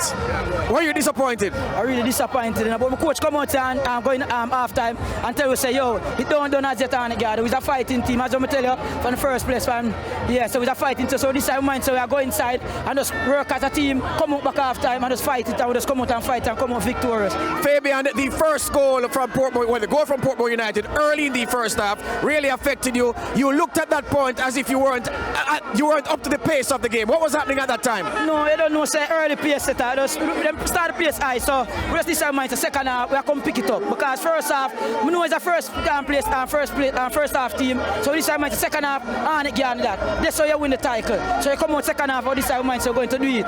So we just come out second half and just do it right. So I want to thank Marvin Morgan, thank Raniki and this for cover up for me. Thanks, you man. Fabian, thank you very much. Congratulations. Go and celebrate. All right, thanks. Fabian Reid there, the Arnett Gardens midfielder. I have with me now the coach, Linval Dixon. You can stand up, coach. You can stand up. You have no reason to stoop. Linval, you got the early lead, but it didn't happen for you. Yes, I think we start out well, really well, but of course, Arnett put a lot of pressure on us. They were really coming at us, in the latter stage of the first half, and of course, a true champion like Arnett, they really push and they get 2 goals, and that's it. Arnett missed a penalty in the first half, so you went in 1-0 at the break. What did you tell your boys? Well, just stay focused, keep fighting, keep working hard. But at the same time, keep calm, but, I don't think we're calm enough, in that second half, and, too much bad passes and, again, lapses a little bit, and, we pay dearly for it. It's been a difficult season, but you have a very good young team. Are you proud of what they achieved this season? Definitely so, for a team that come back so well, and been to the final, it's really good, it says a lot for the team, for the organization. But again, we just have to come again, another final loss, but a true champion like us, we'll bounce back, so we'll work, to get back next season. Well played, Linval. Congratulations on a very good season. Good things done in the CFU Champions Cup, and we wish you all the best. Thank you very much, brother. Good. Linval Dixon, the coach of Portmore United, the losing coach. All right, I send you upstairs to Donald Oliver and Meron Gordon. It was always going to be difficult to spot George Davis in that crowd, but they have converged there in the middle.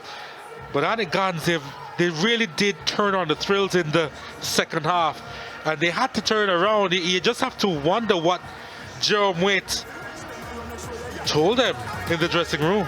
Not only what they told them, Donald, but they've been doing this all season. They are going to play until their last whistle, and that is very important. They are going to come run at you all game, and they just did that. Even though they had a terrible first half, they got a few easy chances and they just didn't bury them. The difference in the second half is that they basically scored their chances, and Marvin Morgan goal itself was very, very good. Yeah, you're mentioning those second goals in particular, Meron, and they really came out hard in the second half. You could see that they were pressing and there was a lot of intensity. And look at this finish from Raniki Anderson. That was just first class from him. That's Drogba-like, taking the ball with his back turned to goal and burying that goal. And then this one from Marvin Morgan. Goodness me, that needs to go on replay over and over and over again. Turned out to be the winner. It's absolutely ecstatic in the end. Seems as if every time we have a Red Stripe Premier League finals, you're going to see a big goal. Last year, Binns showed us a top-class goal, and this year it's Marvin Morgan. Well, let's go downstairs to George once more. Thank you very much, Donald. You've been joined on set by Jerome Waite. Jerome, first of all, congratulations. Thank you very much. All right, your team went down 1-0. Fabian Reid missed the penalty. You were angry on the sidelines. You weren't pleased with what your team was giving you. What did you say to your boys at halftime? Well, first and foremost, congratulations to the Arnett Garden team. Well tried, Portmore. But when you analyze this team, they came from nothing to something. And I look at this team as the best local team I've coached. This is a team that everybody written off. But, in the end, they came here and they showed that they have character and defeated Portmore. Yeah, I'm keen to know your halftime talk because I've asked your players what they said, what you said to them at halftime, and I want to know what your thoughts were because you were down, you had missed the penalty, so you went in on a low. You didn't go in on a high, having equalized. What did you say to them? Well, you have coaches analyze things different. One of the high points of the first half is the 4 clear chances that we created. That include the penalty.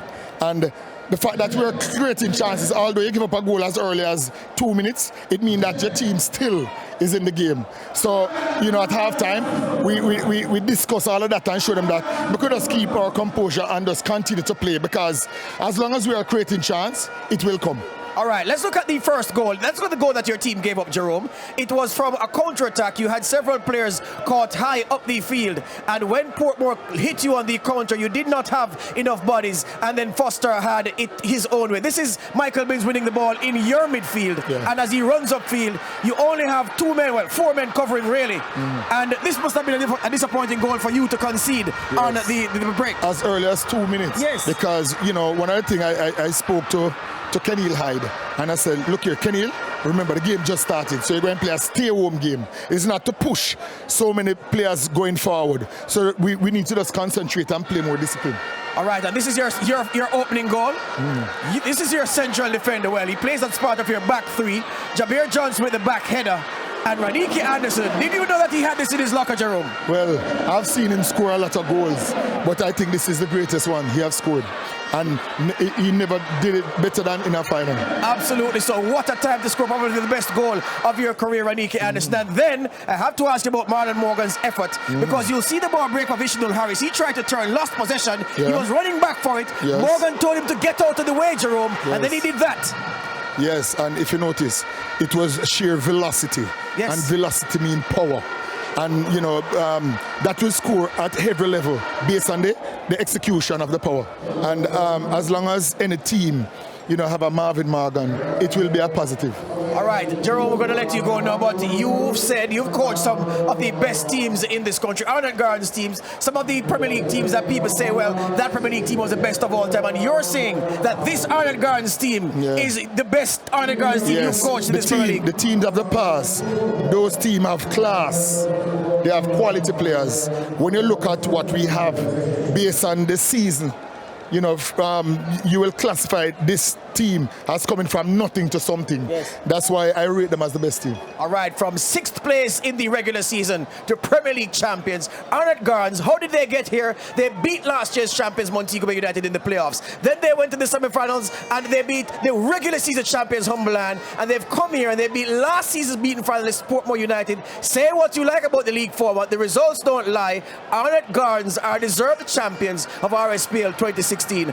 They missed out last year and they've won this year once again. Jerome Waite and Arnott Gardens, good for each other. We leave you with the trophy presentation.